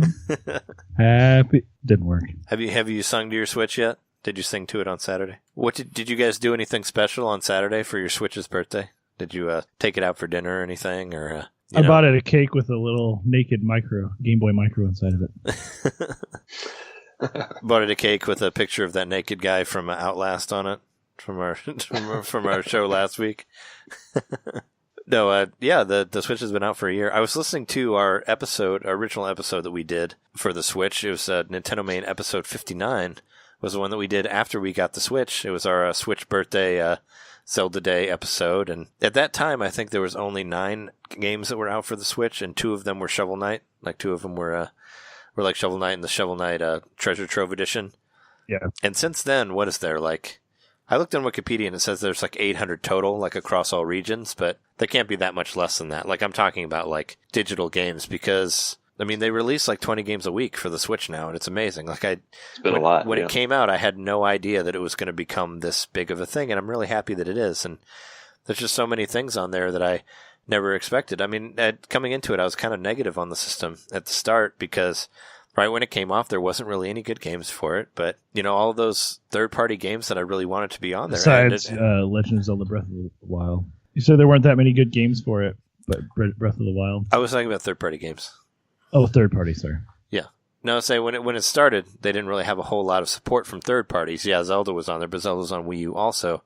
And part of the reason that the Wii U didn't work was because there were no third-party support for that. And the Switch right out of the gate didn't really have it, and it kind of made me scared in that area. You know, when we saw the Switch reveal and all that, there wasn't really a whole lot of games on there, aside from Zelda, which was on both systems. But, you know, it's amazing how far it's gone. And if you go back to us, like, first talking about that reveal, you know, I gave it mad shit for not having Dragon Quest Builders or Doom on there, and now they're both on the system, so it's come a long way. I like that. I like where we're at now with the Switch. It's been a year, and it's really made its way onto the market. I mean, it's like probably the fastest selling system now, right? I mean, it beat like the PS2 and the Wii, right? Like for right out the gate stuff, I believe. Right. Well, what's exciting to me is that, you know, there was this kind of explosion with the Wii, but the Wii was clearly geared toward the casual gamer, and so although there was the excitement, there was never the sense that we were going to get the AAA titles that PS3 or whatever it was at the time. It was PS3 and Xbox were getting. But now it's different. Now, not only do we have the momentum, but it's actually a system built for gamers. Yeah, no, I definitely wanted to play off what you were saying for that. Yeah, it's great that because the Wii was a success, but it was seen too much as a casual system. So, you know, a lot of people had them, but they just bought it for the Wii Sports, and that was it. So it's really exciting that the Switch is actually, you know, just exactly what you're saying. It's a video game player system, and the people that actually play it are the hardcore, and they want all these games on there. There's not, thankfully, it wasn't like everybody bought 1-2 Switch and then just didn't never get anything else, you know, because that's, you know, because milking cows with your friends is the most fun thing to do in the world or something. You know, it's cool that it's actually, yeah, because there's actually. How different could it have been if 1-2 Switch was like a sleeper hit, like Wii Sports was? Well, then it would have been like, then we'd be in the same situation where like everyone has it, but you can't sell games on it. But thankfully, we're on the opposite of that, where people are saying that they're selling a lot more on Switch than they were on other systems. You know, especially the indies. It's become like a major indie darling and all that. And you know, those are probably my favorite things to play right now are the indies. Like we talked like forever about Mulaka. You know, that game was really, really cool. You know, like Celeste, like Night in the Woods, like there's just all sorts of games. Golf Story was a big one. Yeah, that was on our list. Mummy Demastered on my list. But, you know. Yeah. That's another thing making the difference. Stardew Valley. Yeah, Stardew Valley. At the time, you know, like when we came out, well, it didn't have the, you know, WiiWare right off the bat. That wasn't for, another year or two. And even then, it never really picked up steam as far as having all the plethora of independent developers that we have now on the Switch. So just like on every front, the Switch has all the momentum, and it's just very exciting. Yeah, and they can people are even putting like cell phone games on there and all that. You know, it's just kind of became like this place to put whatever you got. You know, throw it on there, which I guess is kind of could be a bad thing because there's a lot of shovelware on there, but at the same time, I mean, if you look at the Xbox 360 store for a while there was some really bad stuff. Like, I think that it's maybe had something to do with the way their partnership program worked with their indie arcade or whatever. But And there's some bad stuff on there, and I haven't seen anything like that bad on the Switch.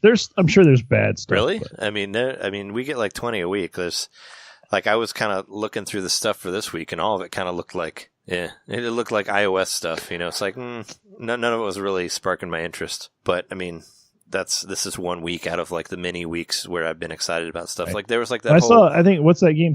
Not System Shock, or what's that game called that was released yesterday? I think it's a game that was like really popular. I remember on the PlayStation 1. I remember thinking it looked like, hearing a lot about it on the PlayStation 1, and then they've recently made Fear Effect. Fear Effect, yeah, that's it. And but unfortunately it's gotten really bad reviews. I've looked at all the reviews, so I was like, wait, hold on, this is like a surprise release? Is this going to be like a really cool like remake of that PlayStation 1 game? And turns out it's just not a very good game, I guess.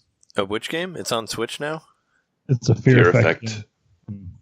Remember on PS1 it was a third-person action game, and now it looks like they're doing a 3/4 view. Mm-hmm. Maybe it's an action game. I don't know. Oh, it's like a multiplayer or like multi-character stealth. I don't know. It's weird. It sounds like they're like throwing too many genres in at once. It looks like it's not the original series. It's just kind of the same series in name only. Yeah. In the preview, the very first thing they show you is two women kissing. So that's cool. It's like they're spicy sizzle reel for their to make you want to buy. No, they didn't. There's people making out in this game, and it looks like crap.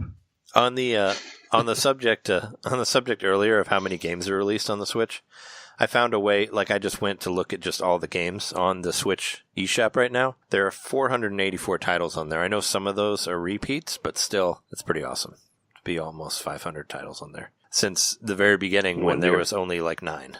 So they're gonna get 10 years out of the Switch. They're gonna have a lot. 5,000 games. Yeah, and I know that, like I said, I know a lot of some of them have deluxe editions and all that, but still, that would maybe count like, let's say like 10, 20 off of that. That's still like 460 at least, so that's pretty great. It's really come a long way since all I was playing on it was Fast RMX. I mean, because, when I got it, I didn't get Zelda for it, so my Switch was basically a Fast RMX machine, and I played Snipper Clips. Those were like the only 2 games I had on there. Well, then I got the Shovel Knight thing too, just because I wanted more stuff on there. But it's you had Puyo Tetris, right? I did, but it didn't come until like a month after because I ordered it from Japan, so it takes a long time to get here sometimes, like overseas. So it did take me a long time to get Puyo Puyo. But I mean, every week, I think I bought something almost every week because I remember like that first week we had that episode where we talked about like Waka Waku 7 and like all the Neo Geo games that were on there, and they put like Blaster Master Zero and all that stuff like right out at the front, which was really cool. So, interesting thing about like when the system launched, there was actually a Nindie Direct right before the Switch launched, and most of the games on the Nindie Direct still haven't come out, like Wargroove, like Pocket Fighter, like Flipping Death. There are all ones that still haven't gotten released yet, which I thought was interesting for listening to our older episode, which kind of sucks, like, because all those games look like stuff I wanted to play, but at least we got Mulaka. But do you guys have any sort of like memories of the Switch that you want to share? Like a time that maybe you realized that like this system was became great to you? I don't know. Where's the Switch in your like level of systems? Like I've been like loving the shit out of it. Like I think I'm very impressed with it. And I came around. I was kind of negative about it at the beginning because I wasn't sure how well it would run or like how well it would switch over or whatever, But I think it's going to wind up being my favorite system. Yeah, I think it's on its way for me. Yeah, it's I'd say I felt pretty good about the original DS being one of my favorite systems for a while there, and I think this is getting closer to superseding that in the sense that it's a portable with because the DS for a while felt like it had like a console feel to it because it was so much more powerful than the Game Boy Advance was with the 3D. Right, I remember being surprised, like, oh, we can play Mario 64. I didn't expect that at that point. And it's like the and size. Everything with like that new interface and the touch screen and stuff, Yep. And it's like the size of the actual cartridge of Mario 64. I always thought that was cool. Like the DS is like just a little bit bigger than the 64 cartridge. But yeah, this basically, I mean, the Switch like basically married like what I always loved about games is about portable games. Like I loved my Game Boy, but I always loved the Super Game Boy, and I love the Game Boy Player, and like that was like. We talked about it before in our GameCube episode, but the Game Boy Player was like my favorite piece of hardware ever for a while, and it was just so cool that you could play a game on the go and with you. And I remember when I was in college, I always thought about that. I was like, that should be the next step for gaming. Like, I thought that maybe the Wii would be that, but then we got to it way later, where it's a system where you played at home, and then you can leave and still play the same thing, and then put it back on the TV. Like, I didn't think about all the stuff for the Switch and the dock and all that, but, when they were doing I thought about it while they were doing the Animal Crossing thing, where you could go to your island and, like, move your character around on the island on the Game Boy Advance. I was like, wouldn't it be really cool if you could play the whole game on your Game Boy Advance? But they finally did it. I mean, PlayStation tried to do it with the Vita. It never really worked. People have been kind of trying to get it to work for a while, but they actually made it work, and it's really cool. They finally fused the handheld and home console together for the system, and I'm proud of them that they've come as far as they have. I know there's still a lot of Switch hate out there, but not as much. Yeah, I feel like it's less. I don't see much.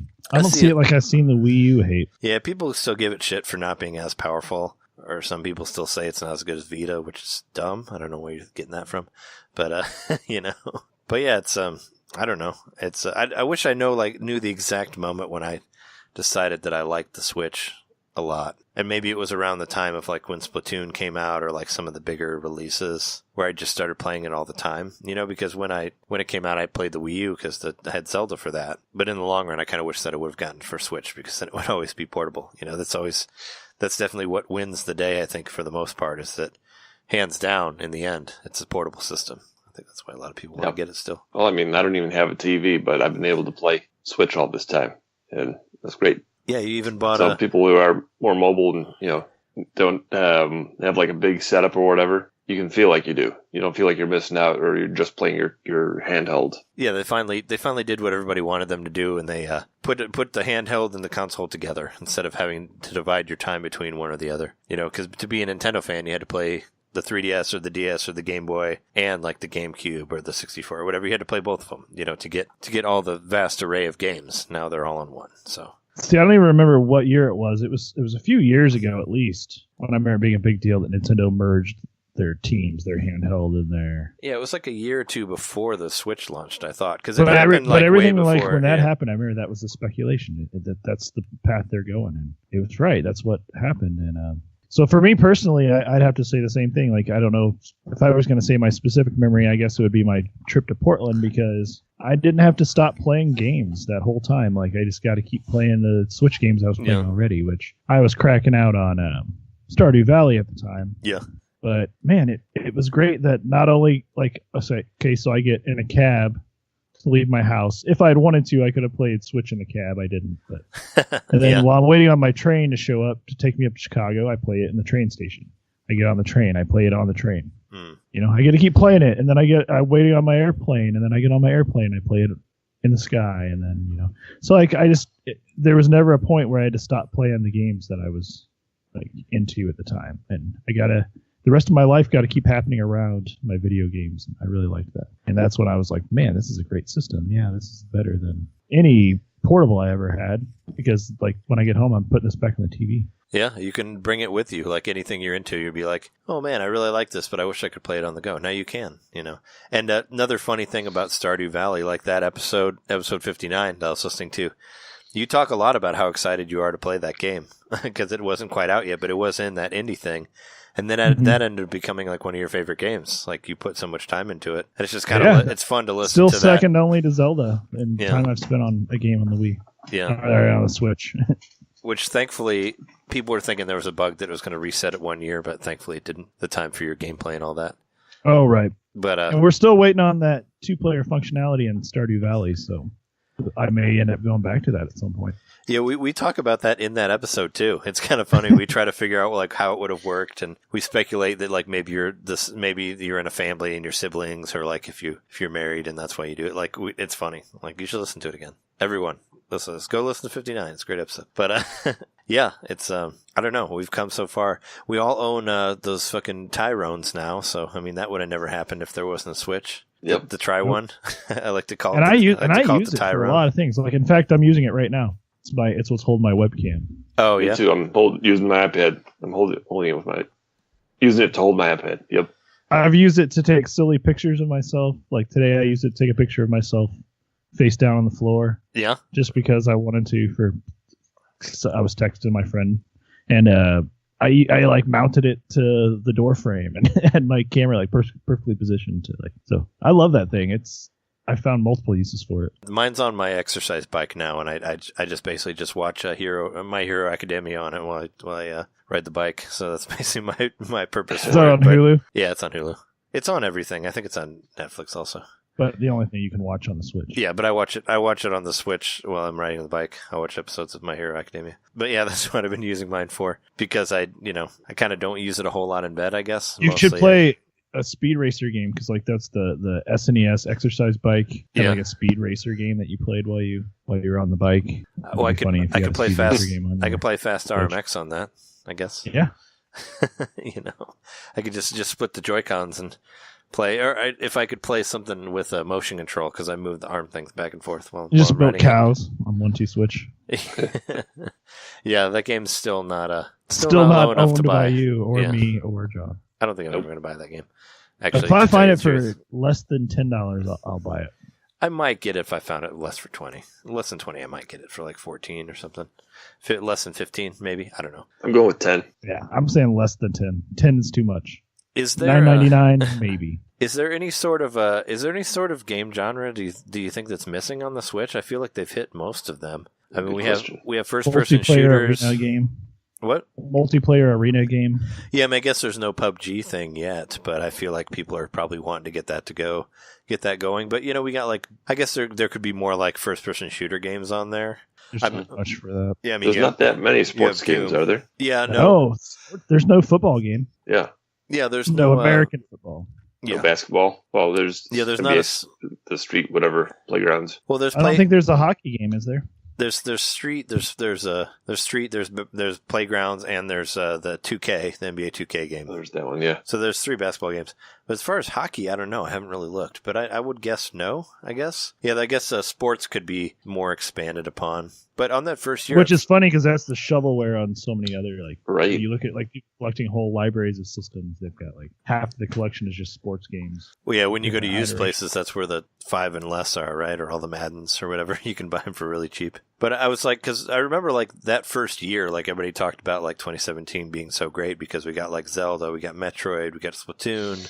We got ARMS. It was a new IP and all that, and they felt like they were just kind of churning out one after another. And it's I've talked about this before when we've done launch episodes, system launch episodes, where I'm always where are all the games that I want? Where's the fighting game? Where's the racing game? Where's the RPG? Is all this stuff on there? I felt like they really did that well in the first out of the gate there. You got the Xenoblade, the giant RPG, but then there's also stuff like Darkest Dungeon, which is also a long RPG that's cheaper. And that's a turn-based game, which is, there aren't normally a whole lot of turn-based games out there. Plus there's that Romancing Saga game that was a Super Famicom game that was never released. It's just amazing all this different stuff that ended up showing up on there. Plus the indie market is definitely in there.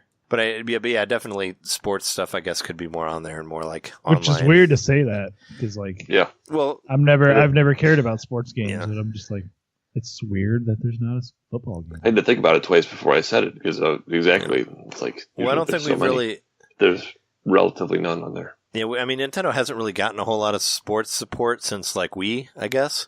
Wii U had one Madden game, and then after that, none.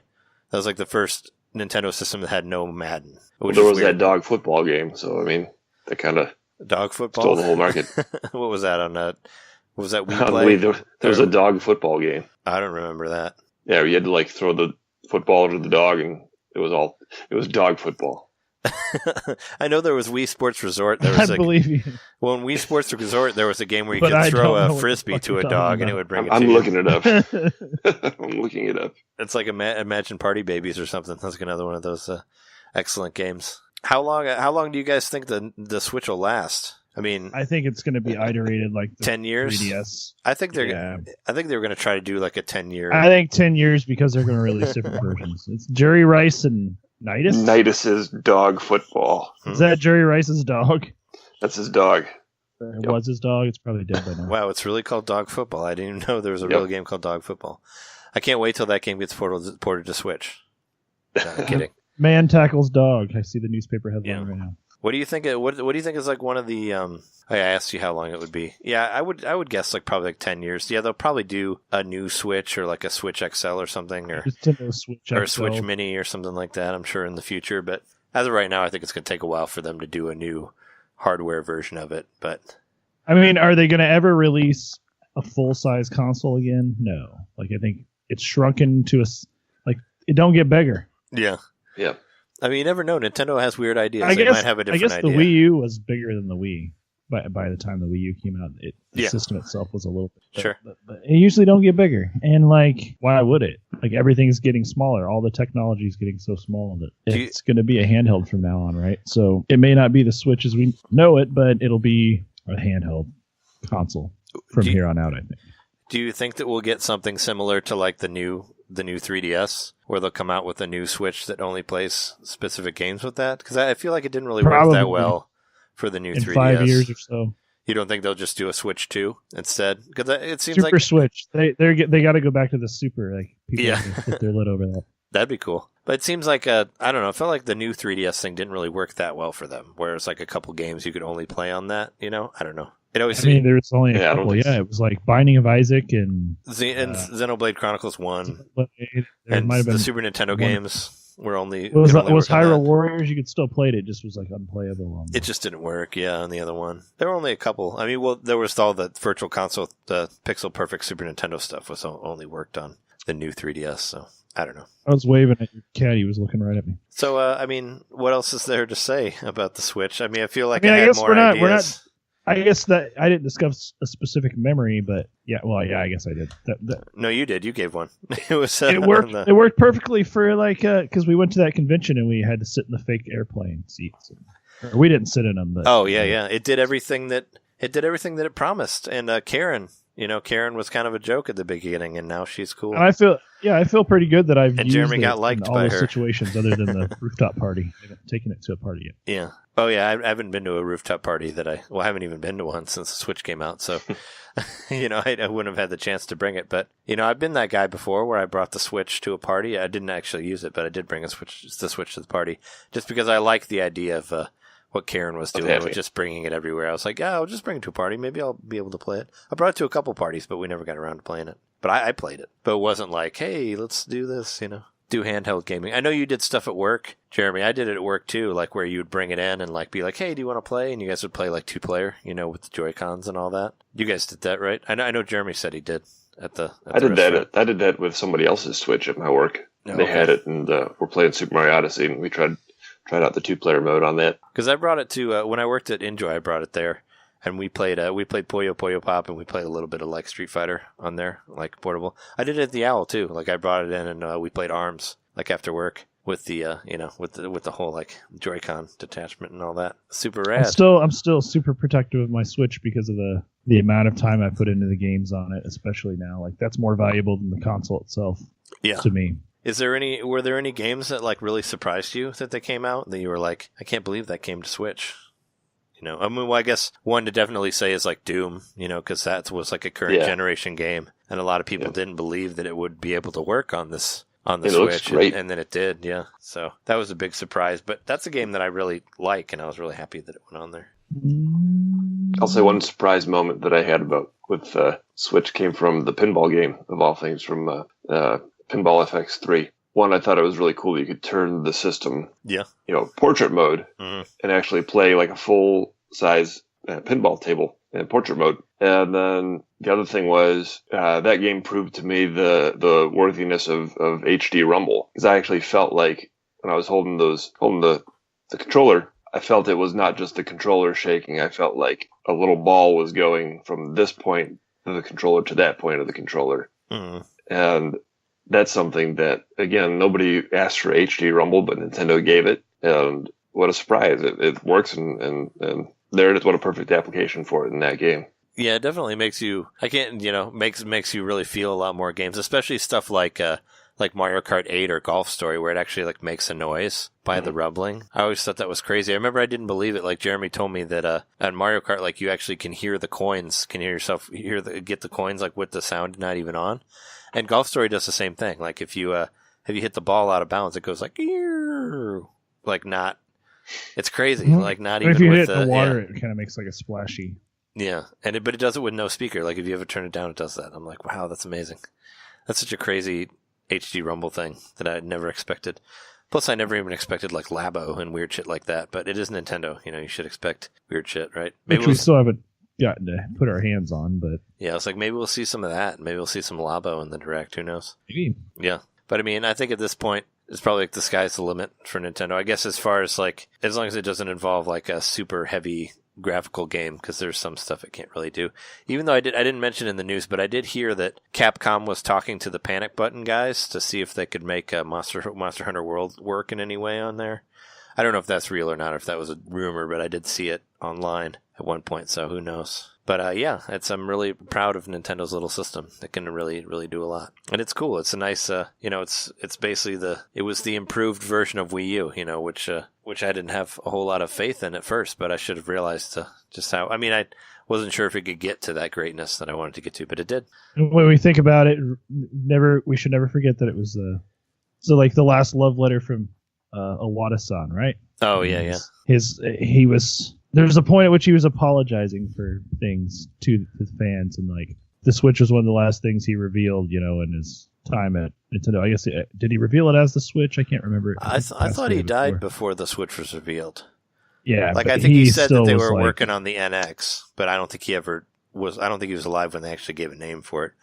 Or that presentation. He wasn't alive during that either. No, he wasn't for that. Yeah, where we actually saw what it was. So really all he ever announced was that it was going to be like mobile and home console combined. But even then, it wasn't completely clear what he was saying. I didn't think he did. I thought he was dead by the time they actually said what it was. I thought he just said that they were working on another system, that they were working on the NX. Maybe. But I mean, he probably had his hands in it regardless. Like, we just don't know. Like he obviously knew what it was. Like, I'm sure it took a lot of time to develop it, and he was such a genius at that. I'm sure he has his full. I guess I was also thinking of the little, the little talisman or whatever they put inside of the golf game. Oh yeah. Well, we don't know how long it took to actually develop the system because it was behind closed doors for however long. Like who knows? Like when they get an idea and when they start working on it and all that. But let's to close out. Why don't we just say like what's a game that you want on the Switch that isn't on there yet? Let's just do that. And then we'll be done, and then we'll go to our impressions of the Direct after this. So, whoever wants to go first. I'll go. I want Grand Theft Auto 5.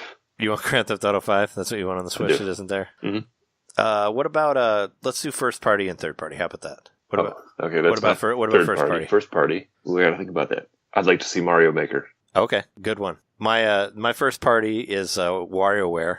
I know I said it earlier, but I want to say it again. I'd love to see WarioWare on the Switch. Third party, Yakuza, man. Put that fucking Yakuza series on there. I love those games. Those games are awesome. You could totally put your Yakuza 0 on there. It's not that much of a graphics heavy game. Or like even do like the re-release of 1. Like put Kiwami on there or something. And Yakuza 1 and 2 were on Wii U, so you could easily just port it from that. In Japan, not here. But those are my picks. What do you got, Jeremy? First party, I'm going to say, because we don't know a damn thing about it yet, a new Pikmin game.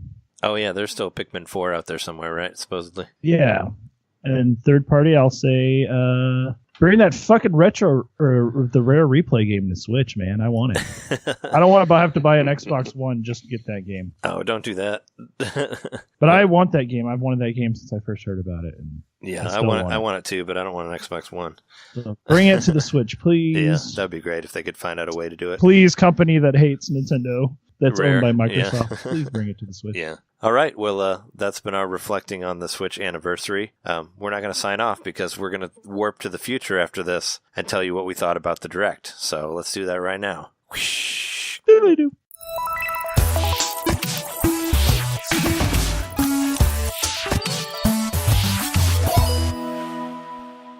All right. So we just watched the Direct. John is like on the streets of New Donk City right now, as you can hear. Yeah. So it's going to sound a little. I'm on my way to work. But there was the Direct just ended about an hour ago. So we've had some time to marinate on it. The bird is expressing his opinion. Yeah, the bird doesn't like that there's so many 3DS releases on there or something. Yeah, he's upset that there's no Banjo-Kazooie. He really loved Kazooie. Yeah. Jeremy's off battling the evil Uka Uka across time, so he won't be here right now. But he'll be back next week to give you his impressions of the Direct, of course. But we're gonna go down the line really quick. We're just gonna go down the list of the stuff that they talked about. We'll talk about whether we were interested or not in it, and just try to blow through it fairly quick here. But yeah, there's a Direct. It's a lot of information thrown at us. A lot of new Switch, or a lot of like Wii U ports, seems like more, which kind of sucks. But for some people who didn't play the games, that's cool, I guess. Let's start off at the top. So right off the bat, when it started with WarioWare, I was thinking like, hey, I'm a prophetic genius, because like when we recorded last night, I said that the thing that I really wanted for Switch was WarioWare, and didn't get it for Switch, but not for you Switch, got WarioWare. No, but I'll get that game for sure. Like it reminds me a lot of a Rhythm Heaven Mega Mix, which is another 3DS game, which is basically like every single game in Rhythm Heaven in one game, like from all the different sequels and all that. And that seems kind of like what this is too. It's called WarioWare Gold, but I mean, I would call it like WarioWare Mega Mix, because it's like the same game. You know, it's probably like, it has like 300 mini games in there. I just really wish it was on Switch. It's really a shame that it's not on Switch, but maybe they want to just... Right.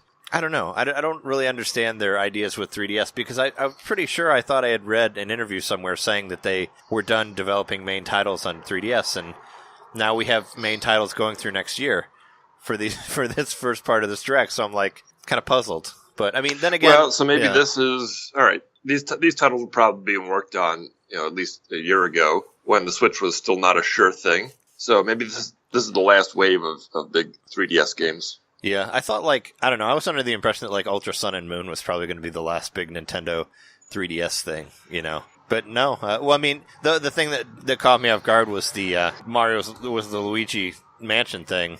Just because that was unexpected. That's slated for next year, though. That's slated for 2019. So I'm like, oh shit! I guess they are continuing into next year. And I understand. I guess. Wow. I guess 2019. Yeah, it said 2019 on that. But there's so many people who own 3DSs still, and there's a big install base for that system. So I guess don't give up your 3DS yet. I mean, I like my 3DS. I just like the Switch a little bit more, But it's whatever, That's basically what's happening there. But yeah, WarioWare Gold, August 3rd, 300 games. That's a thumbs up for me. I'll get that one for sure. It's I expect it to be, I don't know, like $20, or I don't expect it to be like full price. I think Mega Mix was around that, but yeah, that's a definite one for me. Cool. And then there's after that they made a sequel to Dylan's Rolling Western, if you remember that game. That was like it looks like kind of a, not a sequel, but maybe a spin-off or something. Yeah. No pun intended there. Yeah, right. Like they're doing something different with it seems. Dylan's Dead Heat Breakers is what it's called. And Animalized Mii's was pretty weird. Like, you can make yourself into an animal, which I was kind of like, when I saw it, I was like, Animal Crossing crossover? No? Okay.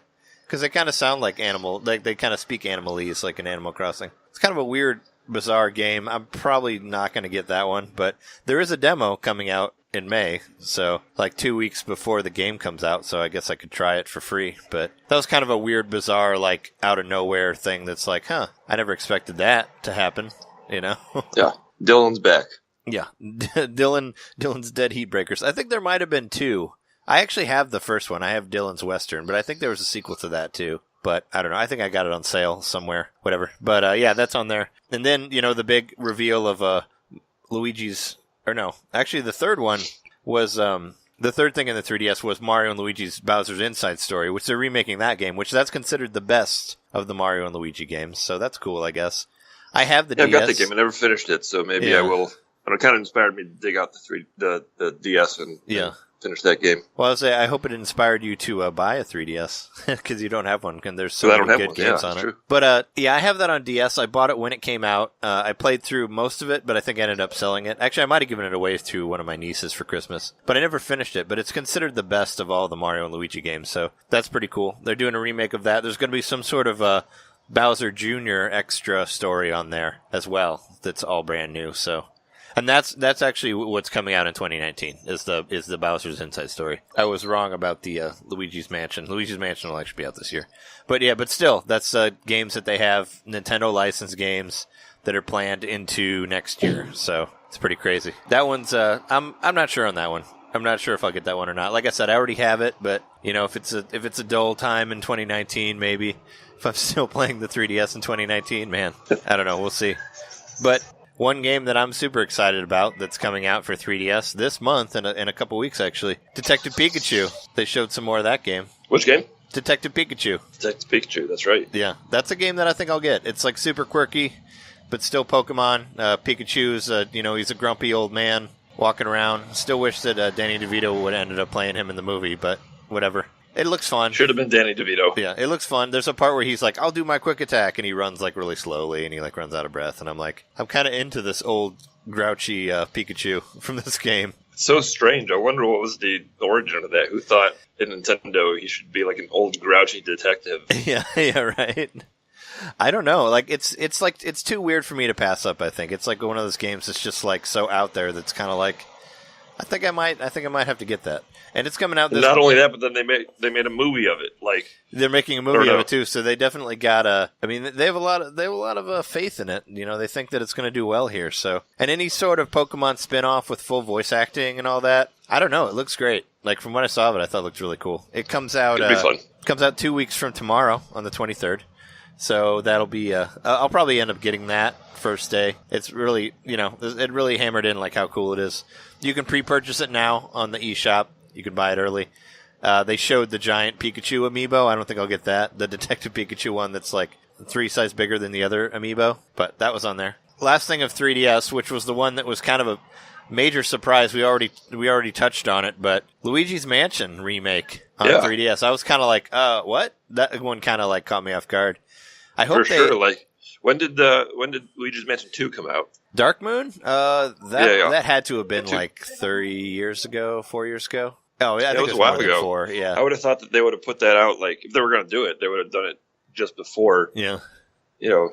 Like they're doing with Bayonetta 1 and 2 before 3. They would have put it out just before. Yeah, I don't know. Right? That seems like a better idea for them to be like, oh, yeah, here's Luigi's Mansion 1 and 2. But I don't know. They do weird stuff. But yeah, that one kind of... I expected... Honestly, when I saw it, I thought maybe Luigi's Mansion 3 would be in the works, but there's nothing of that. Maybe it's... I mean, do you think it's some sort of like trying to get people pumped up about it? Maybe it's a warm-up for Luigi's Mansion 3 on Switch. Yeah, that'd be cool. I mean, a lot of people have been talking about that.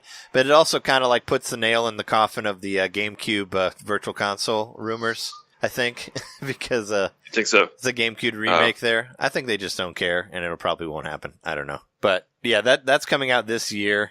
And you get to see that dead baby again, which I always thought was really weird and dark from the first Luigi's Mansion, that there's a dead baby in there. There's a ghost baby. So, and they made sure to show that boss, which is like one of the weirdest bosses, I guess. Kind of just a weird dark thing that's like, oh, that's kind of creepy. You got a dead kid in here. There's a dead baby in a Mario game, and he's the boss. You have to defeat him. Yep.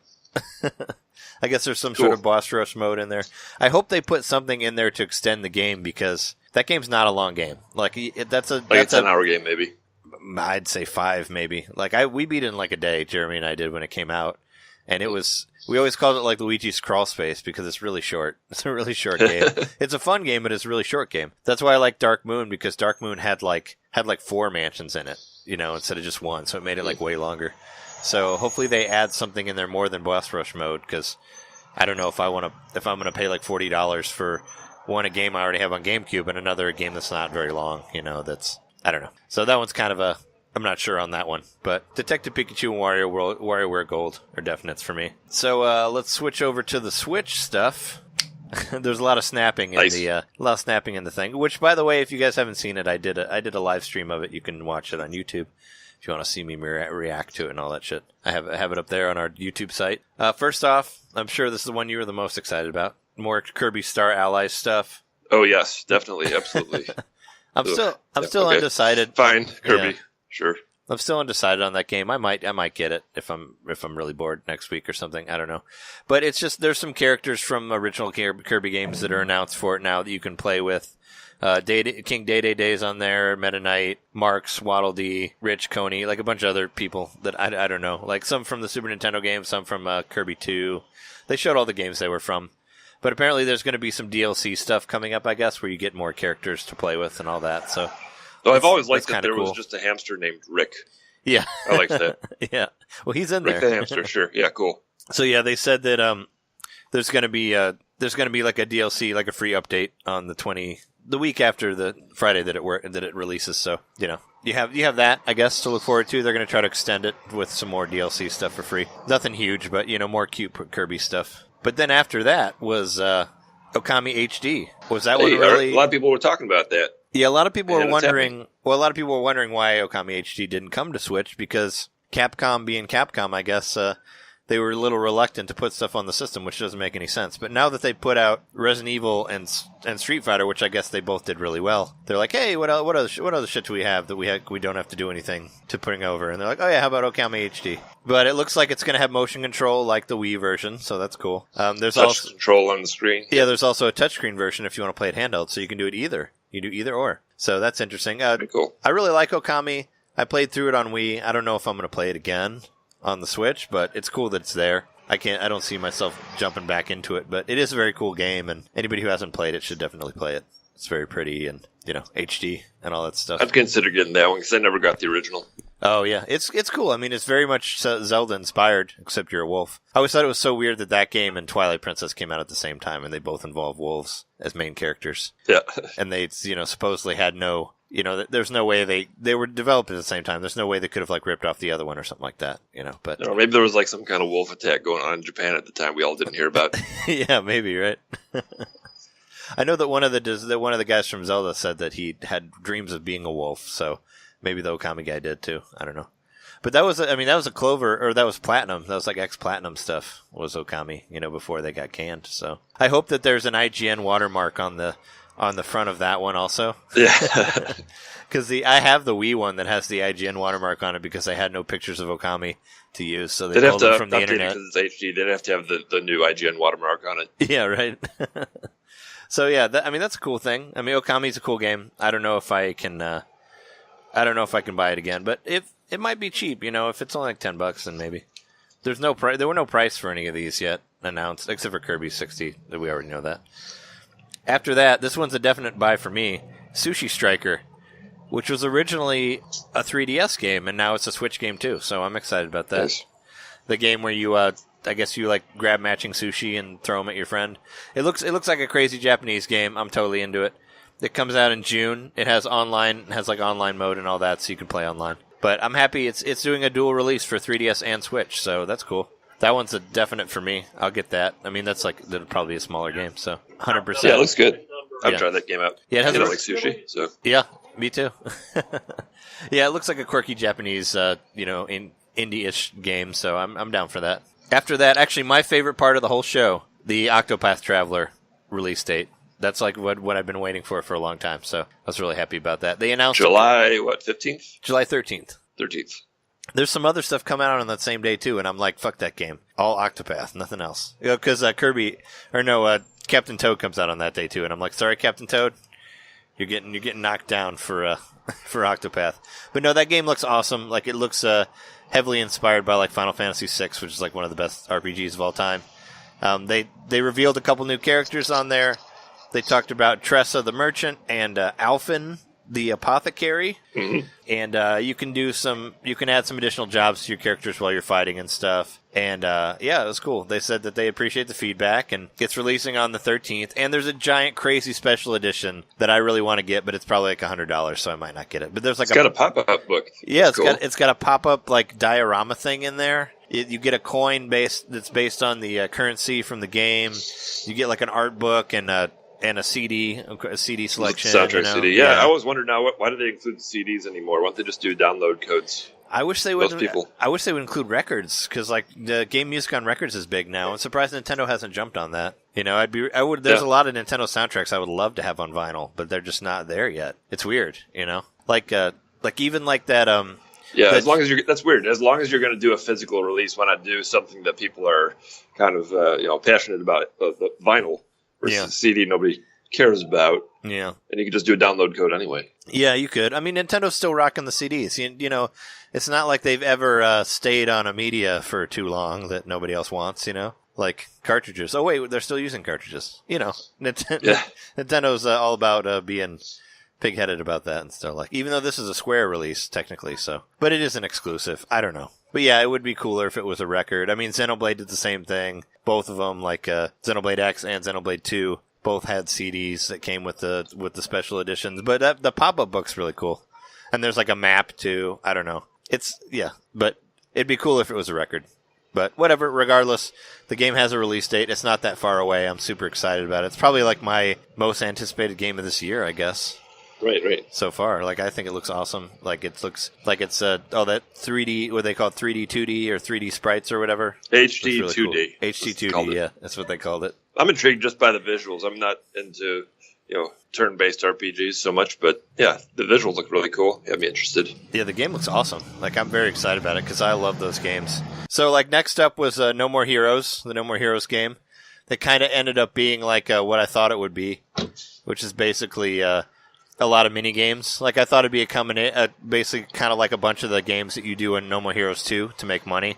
I figured you do stuff like that. That's kind of what it looks like. They said there's an adventure mode of sorts in there. There's 2-player. You can play that. Travis Touchdown beams in like Terminator from Terminator 2, with the ball and all that. But I expect that to be a weird ass game and fun as hell. So I'll get that. It's coming out this year. No date yet, but I say yes for that one. After that, they showed a little bit of Dark Souls. Apparently, there's a network test coming up soon, so that'll be cool to play that. Probably the most unexpected thing of the whole Direct: a Dark Souls amiibo, Solar of Astora, which can help you make a pose in the game or something. I don't even understand. I don't even understand what that amiibo was. Do you? I don't know. I don't know that much about Dark Souls other than that it's bloody and violent and difficult. Yep, I played Demon Souls, so I kind of know a little bit more of it. But I heard it was only going to be $40, so that's not a bad price. I'd like to check it out again. I'd consider getting that game. Yeah, looks cool. Yeah, for sure. So that was a thumbs up for me on both of those, on No More Heroes and Dark Souls. And the next one, another one they spent some time on, Mario Tennis Aces. That game looks really cool. They added some. It does look cool. Yep. There's some new I wasn't that interested, but like the Mario sports games spin-offs, all aside from Mario Kart, I'm just not that interested in generally. But the fact that they have a full-on single-player campaign, looks like a story mode with Mario Tennis, that has me interested in this game. So I'll keep my eye on it. It's a maybe. Yeah. Yeah, no, because same for me. Like, tennis games are like, but this has a full-on story mode, like a bunch of like different mini games that you can do. Plus, you have these crazy new super moves that you can do that involve like motion control to aim it. You can break people's paddles now, or break your racket, which is pretty cool. Your racket has its own life meter. I thought that was interesting. And I like that you can play with traditional controls or with motion controls. Get a little bit of the old Wii Sports tennis action in there. Yeah, you can. You can do. I forget what it was called, but there was an EA tennis game that they made for the Wii Motion Plus that was really cool. It kind of reminded me of that. But yeah, you can play it like totally motion. And there's also a simple mode that you can do with like no items, no like power-ups or anything like that if you want to just play tennis. Yeah, so that's cool, like a hardcore mode. There's also going to be some online tournaments happening. There's going to be a pre-launch tournament coming up at some point. They didn't say when, but yeah, the game looks really cool. I'm super excited about it. I think all the hairstyles of the guys look really weird, like seeing them with those like half hats, like with Waluigi's comb over and Wario's fro and all that looks like really strange. But, but yeah, I'm totally into that. That comes out June 22nd, so it's not that far from now. But yeah, they stayed on that for a while. That's a definite plus for me. I'm into that one. Up next is Captain Toad Treasure Tracker. Was pretty much a Wii U port, except they're adding Super Mario Odyssey levels in there from New Donk City, so that's cool. I mean, that's a great game. I don't think I can bring myself to buy it again, but it also comes out on the same day as Octopath Traveler. And there's also a 3DS release as well, so they're doing 2 on that one. So they're really going to push that Captain Toad. But it's a good game if you haven't played it. I definitely recommend it. I think I'd get it if it was like $30. Yeah, I don't think it was full price when it came out for the Wii U even, so it should be less, but who knows. But like I said, it's on Octopath Day, so that one's cut down automatically for me. But, I know Jeremy really loved that game. Maybe he'll want to go get into it again. I mean, I don't know. We both already had it on Wii U, but yeah, if you didn't have it, it's worth it.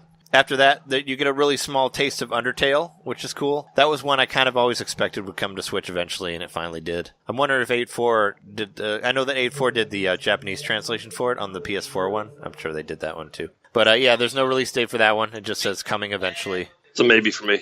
Yeah, for Undertale? Well, that's another turn-based RPG thing, but supposedly it has a really crazy twist in there and like multiple endings and all that stuff. But a lot of people love it. It was a lot of people's game of the year for that year. So after that, Crash Bandicoot Trilogy comes out July 10th. We don't really have to say much about that game. I really don't like those games, so I'm just not into it. Laugh out loud. Nintendo wins. Yeah. If I would have told myself in 98 that Crash was going to come to Nintendo, I don't know if I would have believed myself if I went back in time. But yeah, I always thought that I did play Crash Bandicoot I played all of them on a PSP because they were free on PlayStation Plus at one point. The only really good one was the Kart game, and that's not on there. So I don't know. It's not a buy for me. But if you like that stuff, it's on there. Whatever, That's all you need to know about that. July 10th. That's a no for me on that one. No, definite no. Yeah. After that, a game called Little Nightmares that looks really, really cool. I think this game was already released on a system. I think it's an iPad game, right? I don't know, but it has really good graphics. Like it looks fantastic. I'm probably gonna pick that one up, especially if it's a $10 or $15 game. Well, they said it's a puzzle platformer. I don't expect it to be any more than 20, but it's including all of the DLC, like all of the past DLC or whatever. It's like the complete edition, and you can scan a Pac-Man amiibo and turn your character into give him a Pacu mask. So that's pretty fucking weird.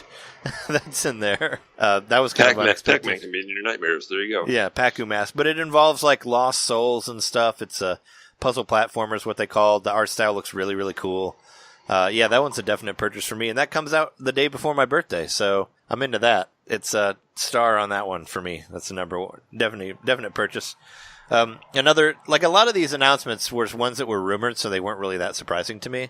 Like South Park, like I know that South Park like posted stuff about that episode where Cartman froze himself for the Wii or whatever. They kind of teased at it and they were like, "Oh no, it's nothing." But yeah, no, Fractured Butthole comes out next month. I'll get that one. March 24th. I'll get that one. I love South Park. I'm surprised they're not pairing it with the Stick of Truth. Like they did with the when people bought that on PS4 and on Xbox, they got the Stick of Truth for free. Yeah, I wish that they would have that they would do a remake of that or a port of Stick of Truth because I never played that game and I heard that one's really good. But I mean, Fractured Butthole, that's a turn-based RPG also. So I don't know if you're still willing to try to get into it. I just thought it was. I'm willing to get into it. I like South Park a lot. The humor goes a long way for me. Plus, I just liked hearing the Nintendo guy in the Direct saying his cheery voice, and then the fractured butthole. Yeah, you could tell every time he tried to end it on a up note rather than a down note, so it didn't sound like butthole. South Park, the fractured butthole. Yeah, but yeah, no, I'm excited about that. That's a definite purchase for me. It's almost like less than a little bit over a month away, so that's cool. Yeah, with some DLC included in there. Hyrule Warriors 518. Who cares? I'm not getting that one. There's an ARMS tournament happening for United States and Canada. That's pretty rad. It's going like now till the 18th. There's a demo coming out for the 31st for 3 days. You can play it. If you haven't played it, you should definitely play the demo. ARMS is a really cool game. Check it out. I'll probably try out. I'll try out the tourney. I'm not very good at the game, but I'll try it out anyway. Speaking of awesome games, Splatoon 2 gets a new update 3.0. There's more outfits. You can make it to rank X. I think I'm like rank D or something, so I'm nowhere even near that. But if you ever got there, you could get it. There's a new DLC, a paid DLC thing called Octo expansion, which actually looks really, really cool. It's $20, but looks like there's a lot of single player stuff in there. And you become an undercover agent playing as an Octoling. You get to unlock an Octoling to actually use in the game to play online, and that looks awesome. That's a game that I think that, if you ever want to get an awesome, like, online third-person shooter thing, you should definitely get that game for the Switch, John. I highly recommend that one if you ever want to check it out. Yeah, this has me wanting to get that game now. It already has a really good single player, and actually makes me want to finish the single player now so I can play more single player as that. But that's really cool. And that's pretty much it. There was a Smash Brothers thing at the very end.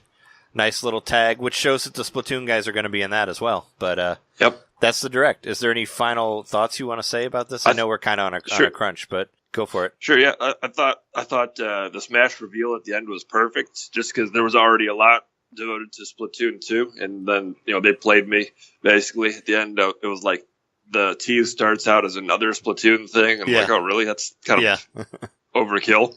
But then she turns around, she looks up and sees the Smash logo, and like, oh, okay. I think that was exactly what they needed to do. Yeah. They needed to announce a gigantic game that would set the world on fire, and they did it. They announced Smash is coming this year.